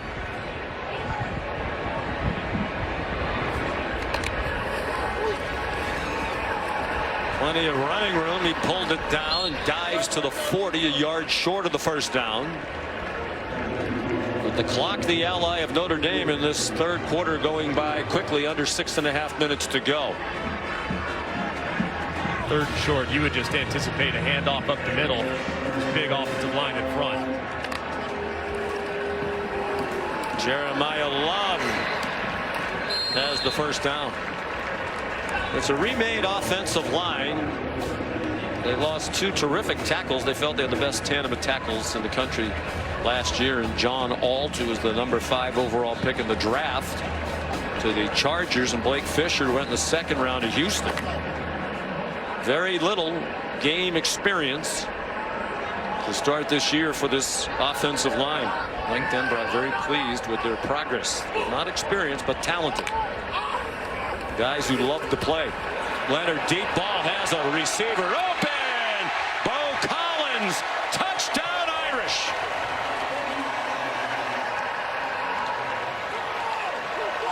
.37 yards. And each team scores on its first possession of the 3rd quarter. And the corner on the outside is peeking on the inside. That's Greg Johnson. And receiver Bo Collins just goes right past him. The safety never gets out over the top. His eyes are too fixated on what's going on in the backfield. And Collins is able to go up and catch it on a slightly underthrown deep ball.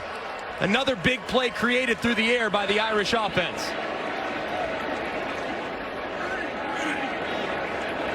His 2nd touchdown of the year for Notre Dame. He had 11 of them in 3 years playing for Clemson. The extra point good by Zach Yoakum. Riley Leonard, the downfield passing attack, has been a little absent from time to time this year, but 3 of 3 on balls traveling 20 yards downfield had the Irish up big here in New Jersey. High at Frank Leahy mark. It would be Marcus's 10th win against a ranked opponent in his first 3 years as head coach of the Irish. That's the most ever. Eric Goins kicks off.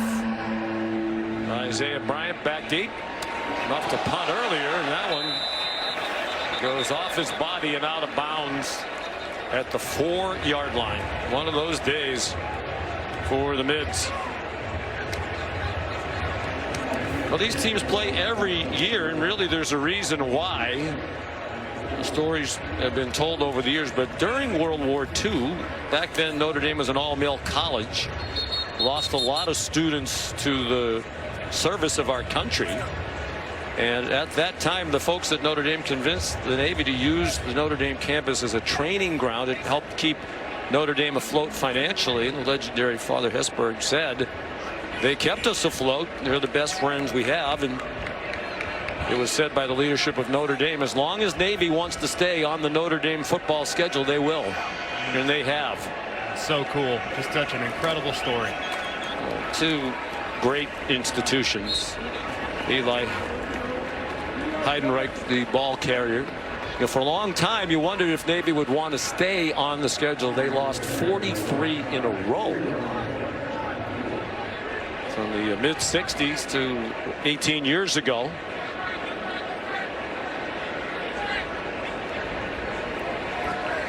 Everybody we talked to in the Navy football program was talking about how much they look forward to this opportunity.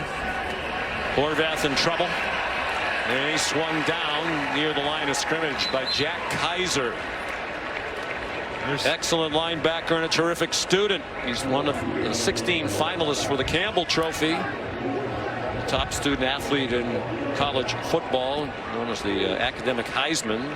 3.82 in business analytics. Just an amazing young man. Has played a ton of football and thrust into a pivotal role this year with the departures of some key pieces at the linebacker spot for Notre Dame. He's been outstanding. 3rd and 5 Navy, under 4.5 to go 3rd quarter. Horvath stripped of the ball, recovered by Notre Dame for a touchdown by Jalen Sneed.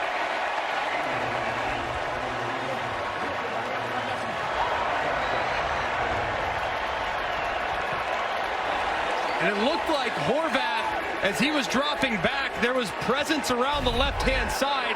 That's Tuihalamaka, number 44, but it looks like Horvath actually just kind of drops it before Tuihalamaka arrives. He's had trouble with that right hand. Let's see here. Yes, just slips right out of his hand. He has that wrap around his right thumb, injured it last week in the game. It's clearly had an effect, and that time it has an effect in his own end zone, where it's quickly pounced on by Jalen Sneed for another big touchdown. 3 touchdowns off turnovers, 4 Navy turnovers. And Eric Goins, the Army veteran, knocks through the extra point. Horvath, as we said last year, had surgery on his left thumb. Molly reported today his right thumb was an issue coming in. He's mishandled the ball several times today. 44-14, Notre Dame. Love that music. It's the NHL on ESPN. It continues Tuesday with a doubleheader. 7:30, the Rangers and the Capitals. Followed at 10 by the Kings and the Sharks. Coverage begins with the point and ESPN2 at 6 o'clock. You correct what I said going away. The extra point, first attempted by Eric Goins for Notre Dame, was missed. He'll kick off. And Eli Heidenreich is deepest with the struggles of Bryant today. He's no longer back there. And Heidenreich watches that one go over his head. Here's Kevin Nagandi. Sean, AT&T's keeping fans connected as we take a look at our multi-view, which is showcasing a bunch of great games across all of our networks. Ole Miss right now up by 2 points against Oklahoma over on ESPN. ACC Network, Virginia Tech in control against Georgia Tech. Arkansas, Mississippi State, that game at the half. Second half about to begin over on the SEC Network. And UFC 308 taking place on ESPN Plus pay-per-view. Back to you. All right, Kevin, thank you. 4 lost fumbles for Navy today. Horvath hit. The ball is out. There's a flag down. Ball is alive for the moment. Picked up by Riley Mills. Kingston Viliamu-Asa, the freshman, knocked the ball out. Ruled a fumble. And then the referee threw a penalty flag. Personal foul. Roughing the passer. Defense, number 27.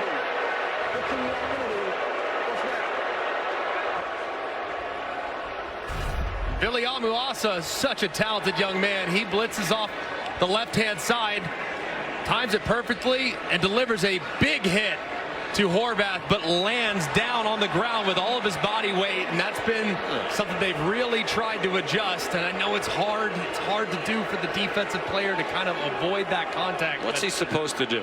I really don't know. What is he supposed to do there? I think it's ridiculous. It is ridiculous. I mean, it's football. It's absurd.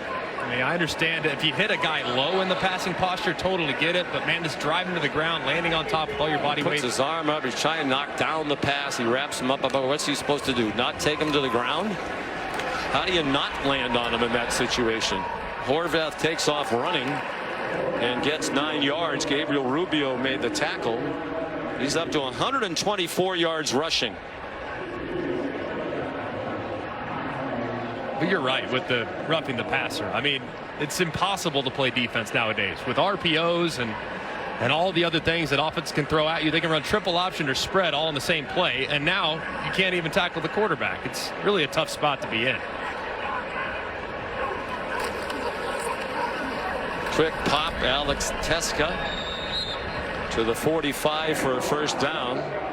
He and Heidenreich have known each other since the first grade. They started out playing youth football against each other in Mount Lebanon, Pennsylvania. And they said a little bit of a rivalry. They were not opposite teams. They each kind of knew that they were 2 of the very best players in town. Then they teamed up in middle school, and they've been great pals ever since. High school state championship team teammates, and now best of friends at the Naval Academy. Amin Hassan has come in at running back. Horvath kept it. Viliamu-Asa made the tackle. Well, there they are, a long time ago. Pals since the first grade. And we were talking to Heidenreich on the Zoom the other day. We said, we're about to talk to Teska. What should we ask him? I said, ask him about his budding DJ career. And Teska has become a DJ for about a year. They don't have a lot of free time at the academy, but when they do, he likes to, I don't even know how you describe that. Yeah, the turntables and the mixing of the music. Yeah, just spin some records. Spin some vinyl. I think it's all electric now. His teammates, he says his teammates like it. Cheska carries again. I don't think I'd be in a position to tell my fullback that I didn't like his music. No. Have you ever talked to one of these guys at one of these military academies who wasn't impressive? I mean, they're all just outrageously impressive. I mean, it gives you so much faith with knowing that they're going to be defending our freedoms, and the people that we have representing us. Just it really makes you feel good when you get to visit with these young men. Heidenreich, good job to handle the high, hard pitch. He got stood up just short of the line to gain with a 6-yard gain. Heidenreich is studying cyber operations. That was your major, wasn't it? Yes, it was something along the lines of that. Cyber something. I mean, I had a Facebook, but that was about it. I think it was called the Facebook at that point. Heidenreich has enjoyed this offense, third different offense in 3 years that he's played in. He's the motion man, and he carries for the first down. And here's how run heavy they've been over the years. Heidenreich has 5 receiving touchdowns this season. That is 1 shy of the school record in touchdown catches in a single season. I think it's a safe assumption that he'll break that record. I would think so. 1 shy, shared by 4 others. He's an impressive young man, and what a year he's had. I mean, his versatility alongside Chapman and Teska, they're 2 snipes and their fullback, really what make this offense go alongside Horvath. Yeah, they've named the slots wingbacks basically snipes, which has a great, I think that has a great feel. Tuli Alamaka finished the tackle well across the boundary. The Navy sideline wants a flag, and they're not going to get it. We'll see. It does look like the contact does begin a little bit inside the white line, so I'm okay with the no call there, but that's tough to keep that flag in your pocket when you're on the quarterback sideline. That's the end of the third quarter. ESPN's presentation of college football on ABC. We'll return after this message and a word from our ABC stations.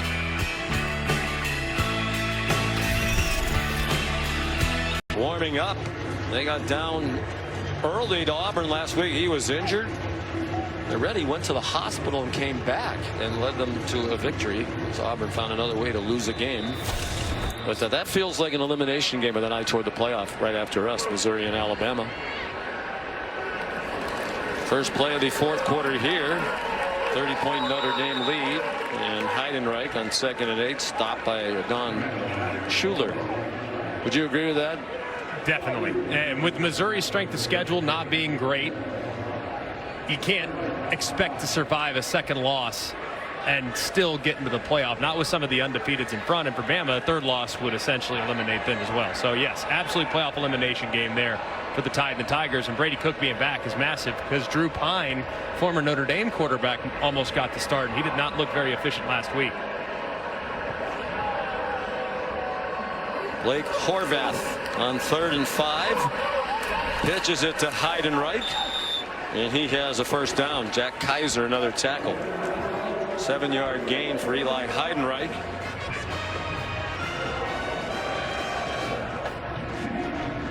Now this will be disappointing for Navy, but a lot still in front of them, including the battle to win the American Athletic Conference championship. They only have a big win in their conference against Memphis, their most impressive win of the season, against the preseason favorite in the American, team that was ranked at the time. Horvath throws it up for grabs, incomplete. Brandon Chapman, the intended receiver, Don Schuler, had the coverage. Every time I say that, it's kind of the way my friends in New England used to pronounce Don Shula, the legendary coach of the Miami Dolphins. My old head coach, Mike Schuler. Don Schuler. You're right about Navy, though. I mean, I know this loss is disappointing. You want to test your stuff against the best and the team that you could see in the playoff potentially down the road, but they need some help. I mean, the American right now being wedged out by Boise State, so they need some chaos in the Mountain West. Horvath stopped and thrown back. Tui Alamaco's had a big day. A junior from California. 14 carries, 130 for Horvath. Not highly recruited by Power 4 schools, really not at all. Then Power 5 when he was in high school. Had some MAC offers, but most of those would be a wide receiver or safety. Came to Navy for the chance to play FBS football as a quarterback. Didn't necessarily start out all that well, but he's become one of the best quarterbacks in the country this year. Teska stopped short of the first down. It'll be 4th down and 1. Drake Bowen made the tackle. Obvious go for it situation for Navy. Anticipate Horvath getting the ball here on a 4th and short, but he hasn't had his best stuff today. He's had some critical errors. Here the ball handling's been a problem. That right thumb has been a problem, but when he's at his best, he's extremely difficult to defend. He had the thumb wrapped earlier. It's tough to tell. It was flesh-colored wrap, but we're told he took it off. Left thumb surgery last year. Right thumb injured apparently last week. He throws. There's a flag down for a false start. Marcus Freeman was running onto the field inside the 20. Prior to the snap, false start, offense, number 82, 5-yard penalty, 4th down. Nathan Kent.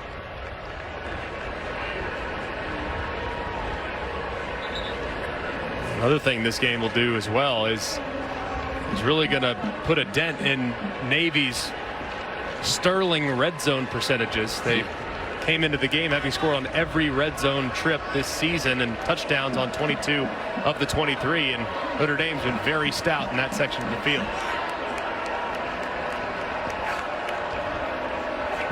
Fourth down and 7 now. Blitz off the right side of Horvath and an interception. Picked off in the back of the end zone by Leonard Moore.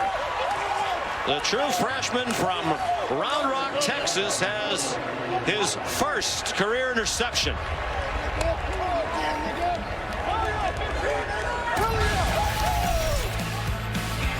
Five turnovers now for Navy.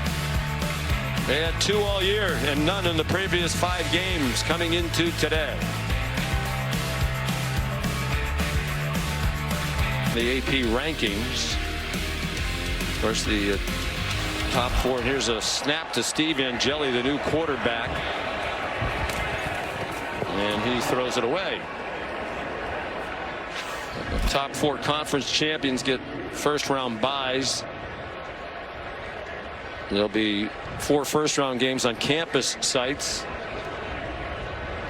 And that's what it would look like today, but it's going to change a lot. It's going to change a whole lot. And one thing that you need to remember too, it's not necessarily rankings, it's seeding. So those top 4 seeds, those will get the first round bye in the event in which they win that Power 4 conference. And of course Notre Dame in this instance, the best they can do is a home playoff game. So really important for them to win out to get in, but hosting a home playoff game feels like it's going to be a tough call. Angeli swung down for a loss by his fellow New Jersey native Colin Ramos. There is a flag down. Holding. Defense, number 13.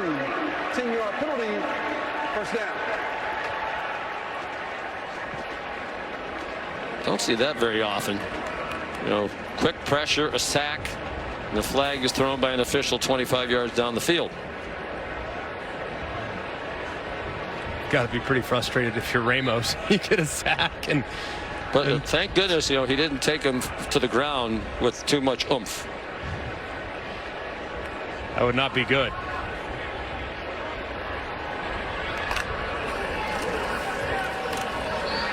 Jadarian Price.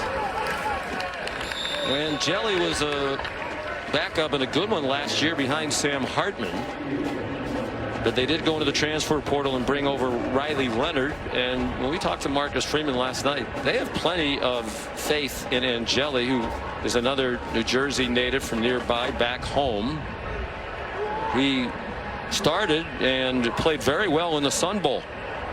Yeah, they believe they can really win with him, and they think that he's going to be a big factor in the quarterback competition to replace Riley Leonard.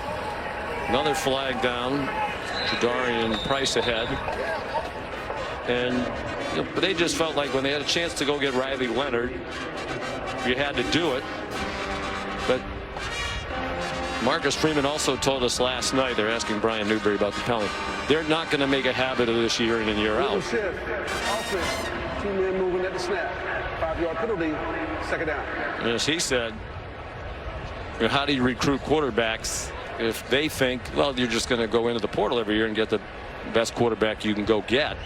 And a place like Notre Dame, especially where they are involved in NIL, you're probably going to get a good quarterback a lot of the time. So going forward, they have faith in the people they are going to have in the program, and it's very unlikely they're going to go out and bring in a big-time quarterback in this next cycle. Yeah, and that's been being used against them on the recruiting trail, that you're not going to have a chance to develop because they're just going to go out and get the best available. But they have really good young players in this system, whether it's Kenny Minchie, who's got great athleticism, and CJ Carr, who is big time by all accounts, that he has a chance to be the first really big time homegrown quarterback at Notre Dame in quite a while. But tell you what, don't write off Steve Angeli with how he throws the football. He's a very accurate passer.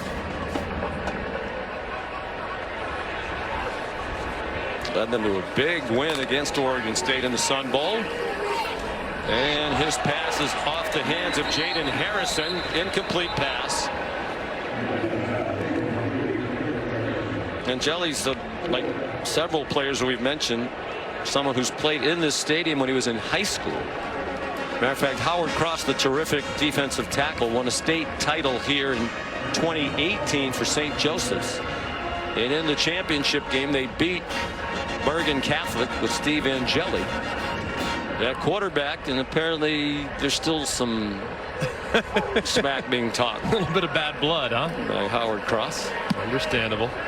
His dad played nearby in the old stadium for the Giants. And almost another problem. There is a problem on the punt. This time it's Heidenreich. Earlier, Isaiah Bryant muffed a punt, which Notre Dame recovered. He also had trouble with a kickoff, so they gave him the hook. They put Heidenreich back there, and now he's lost it. Just the 3rd punt of the game, the 2nd by Notre Dame by James Rendell.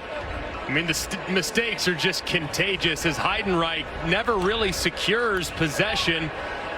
Ball's moving all the way through. It gets contacted by a Notre Dame defender. And just the mistakes. Navy just can't seem to get out of their own way. I mean, when their best players are making mistakes like this, it's going to be impossible to be competitive against one of the best teams in the country. It's really shocking. I know we've beat this into the ground. The 2 turnovers all year entering today. They were both in the opener, both interceptions against Bucknell. Plus 12 for the year, 2nd best in the country. 6 turnovers today. Angeli to Jordan Faison. The thing that's most insane about it too, Sean, is that not a single turnover was forced. Really not takeaways. Not a single one.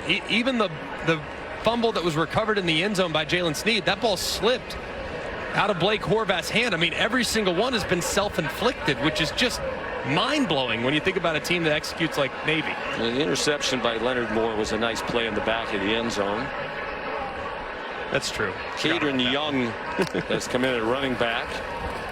He gets the handoff. He has a 1st down, and they stop him 2 yards short of the goal line. Rayon Lane made the tackle. Excellent senior safety for Navy with NFL potential. Who entertained after his first year when he went in the transfer portal going to Notre Dame. He talked to several big-time Power 5 programs, then elected to stay, and pretty blatant false start there. False start. Offense, number 84. 5-yard penalty. 1st down. Yeah. I think 75 Sullivan Absher saying, I'm glad they didn't ticket me with that one because he was on the move as well. But they gave it to Kevin Bauman, one of their tight ends.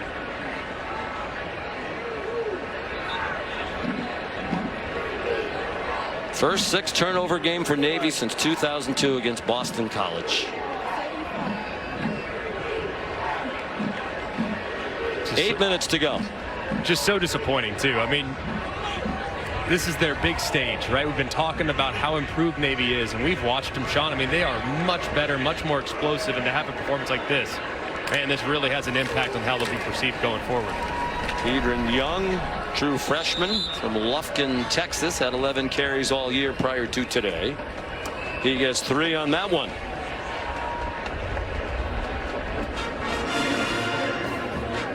Notre Dame trying to add to a 30-point lead. They're going to be on their way to their 6th win in a row for Marcus Freeman. It'll be their longest winning streak in the 3 years under Coach Freeman.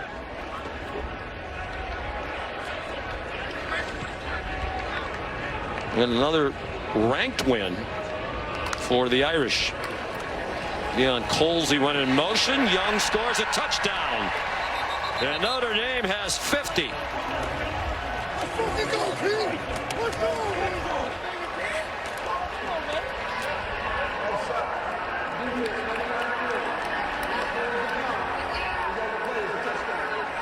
Train LaFond was offside. They turn it down.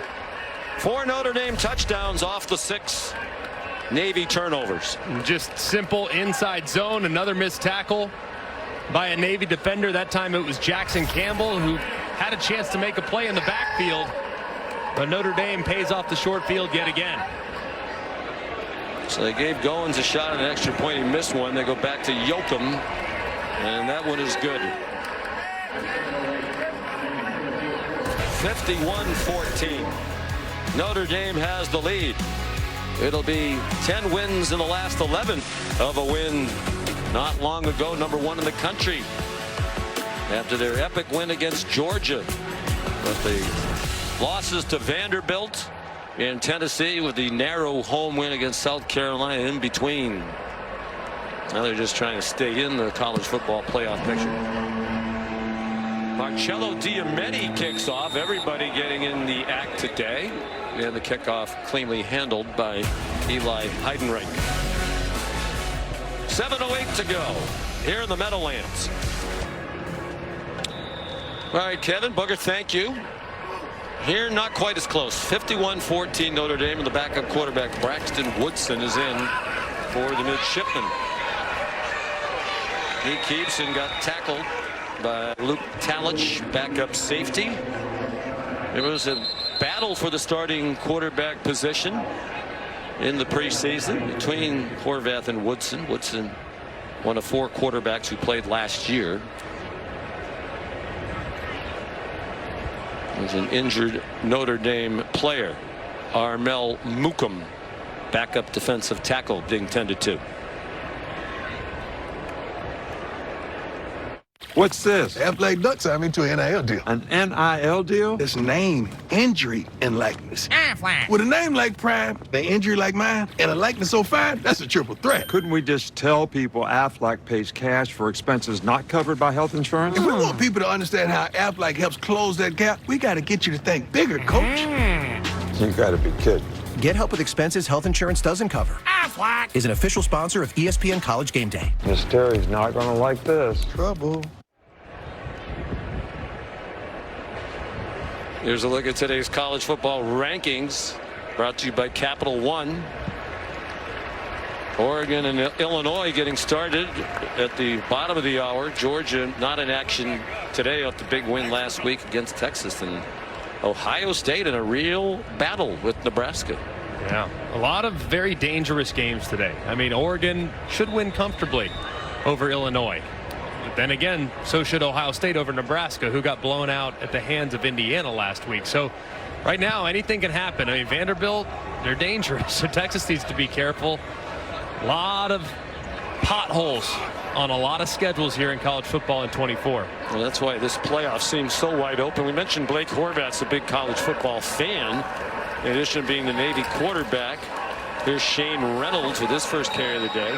When we asked him about the playoff, that's what he said. You know, it should be really fun because it's wide open. Yeah, I think a lot of people thought, well, Texas looks like the best team, right, until they ran into Georgia the other night. But wait a minute, now Georgia's the best team again. Yes, exactly. And then remember, Georgia struggled badly on defense a few weeks ago against Alabama, who then went on to struggle against Vanderbilt.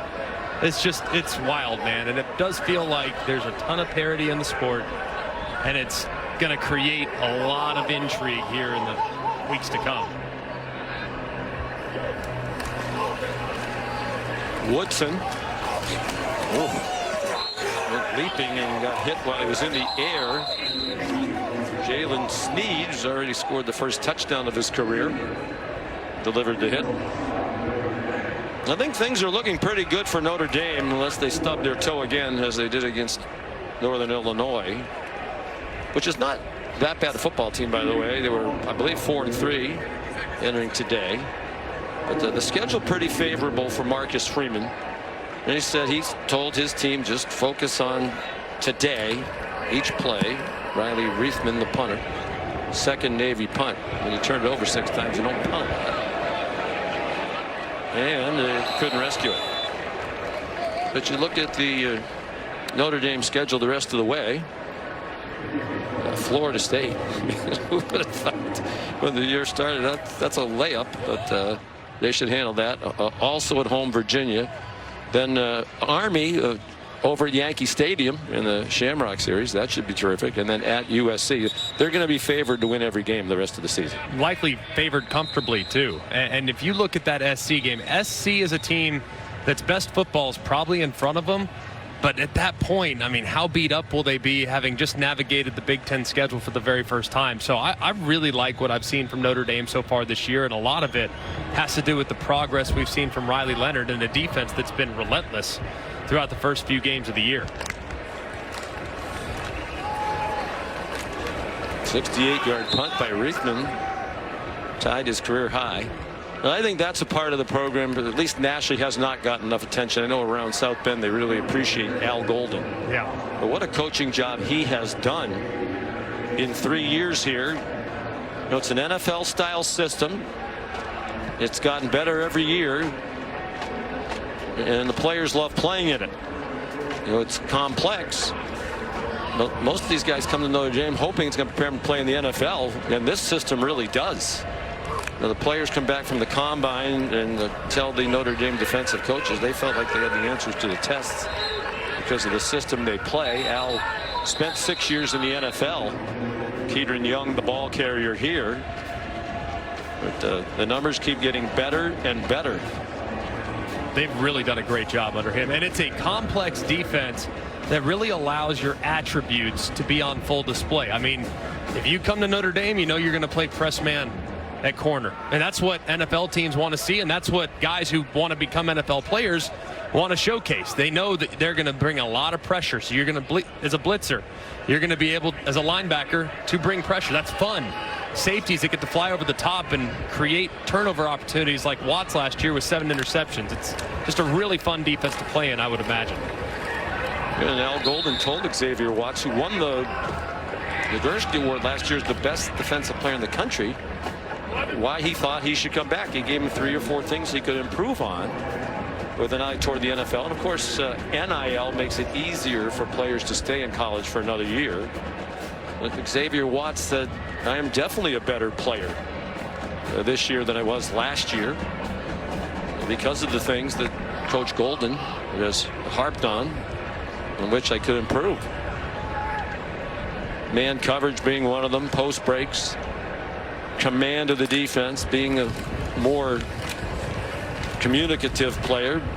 Watts told us last night, you know, by nature he's kind of, as he said, a chill guy, and we saw that at our meeting. A very pleasant guy to talk to. But Al Golden's done a terrific job. He really has. Just made me feel old talking to him last night. I was teasing about the glasses he wears on the sideline. I remember when he was just starting out at Boston College with Tom O'Brien. Then Al Groh, one of the great defensive minds of his era in football in the NFL and in college football, hired Al Golden to be his defense coordinator at 31. Yeah. And now Al Golden is 55. And he really credits Al Groh for a lot of what he knows about defensive football. Davis Sherwood the catch. At some point, I mean, it's only a matter of time. I mean, what is taking so long? I mean, Al Golden needs to be a head coach again. I mean, he did an unbelievable job at Temple. Amazing. You know, to the point where he's in their Hall of Fame. 5 years there. He went to Miami, and that was at the time a really hard situation. Very difficult. Yeah. but he's a good coach. And a great guy. And I think if he wanted to be a head coach again, he would. When he came back to college football, I said, "Did you want to come back to college football?" I said, "I didn't come back to college football. I came back to Notre Dame." Chip Burton, one of the best wide receivers in the country. Mel Kiper Jr. is number 3 among wide receivers. And Travis Hunter, Colorado. Tedoroa McMillan, Arizona. At the 2-minute stoppage, Steve Angeli still the quarterback. Kedron Young, the freshman running back. And a nice run. He got about 9. I always try, when you see a graphic like that, number 3 wide receiver. When I'm watching, I'm like, who are 1 and 2? So I try to say, but maybe no one cares. Maybe I'm the only one who cares when I see something. Well, I was kind of curious. I thought Luther Burden was number 1. So. Oh, you did? Yeah, I know he was. Travis Hunter. At one point, but Travis Hunter's season's been ridiculous. I think he does project as a wide receiver. I know some people are wondering, is he corner? Is he a receiver? Will he play both? I think he's a receiver, but. And Ted McMillan, Arizona, a little bit of a quiet season outside of the 300-yard game I think he had in the opener. Kedron Young again. Stopped by Arnell Hevington. Backups in on both sides. So how about Navy moving forward? This is uncharacteristic. I think it's disappointing. I know it's disappointing in a lot of ways. I think we're disappointed for them because they really didn't showcase what they are. Yeah, and this is probably America's first impression, and that's unfortunate because now people will jump to conclusion based off a performance that is really out of character. So everything's still in front of them. If they win the American, they got a puncher's chance of getting back in the mix of the 12-team playoff, but they need some carnage out west involving Boise State and potentially UNLV or whoever ends up playing in the Mountain West Championship. And they don't have to snap it again. So Notre Dame +6 in turnover margin today. Marcus Freeman and the Irish have their 6th straight win. He has his 10th win in 3 years against a ranked opponent, tying Frank Leahy for the most such wins in the first 3 seasons as head coach for the Irish. And a lot of respect between those 2 men and these 2 programs. I think one of the blessings of being a head coach at these 2 places, you coach a lot of wonderful people and you're surrounded by a lot of people throughout your programs. Here's Molly. Coach, defending Navy's offense is always a unique challenge, but you forced turnovers and you were stout in the red zone. What are you most proud of from this defensive performance today? Well, I think that, we challenged them all week to, match the takeaways that Navy has shown. We had 4 on defense and 2 on special teams. To be +6 in a turnover margin is huge. They're a good offense. They're a good team. Their quarterback made some plays. They're efficient, but our guys played well and played hard. Your offense effective in the passing game and the running game today. How is that group and Riley Leonard kind of rounding into form at the right time of the year? We're talking about being consistent, and I thought they really had a consistent game. We'll go and evaluate every play, but consistency is a sign of a great team, and we got to continue to be more consistent and continue to elevate. Like it's a challenge to elevate. You got to practice hard. You got to prepare hard, harder than you ever have. And this group is resilient, and they want better, and they'll continue to prepare the right way. Your 6th straight win, and it's against a ranked opponent. How does this group control their own destiny moving forward? We just got to continue to stay in the moment, win the moment. That's what's important. I'm pleased that we got a chance to celebrate some team glory here, but don't worry about the future. The future's uncertain, so continue to stay in the moment and try to find a way to win the moment. All right, congrats on the win. All right, thank you. Guys. It'll be the playing of both teams' alma maters.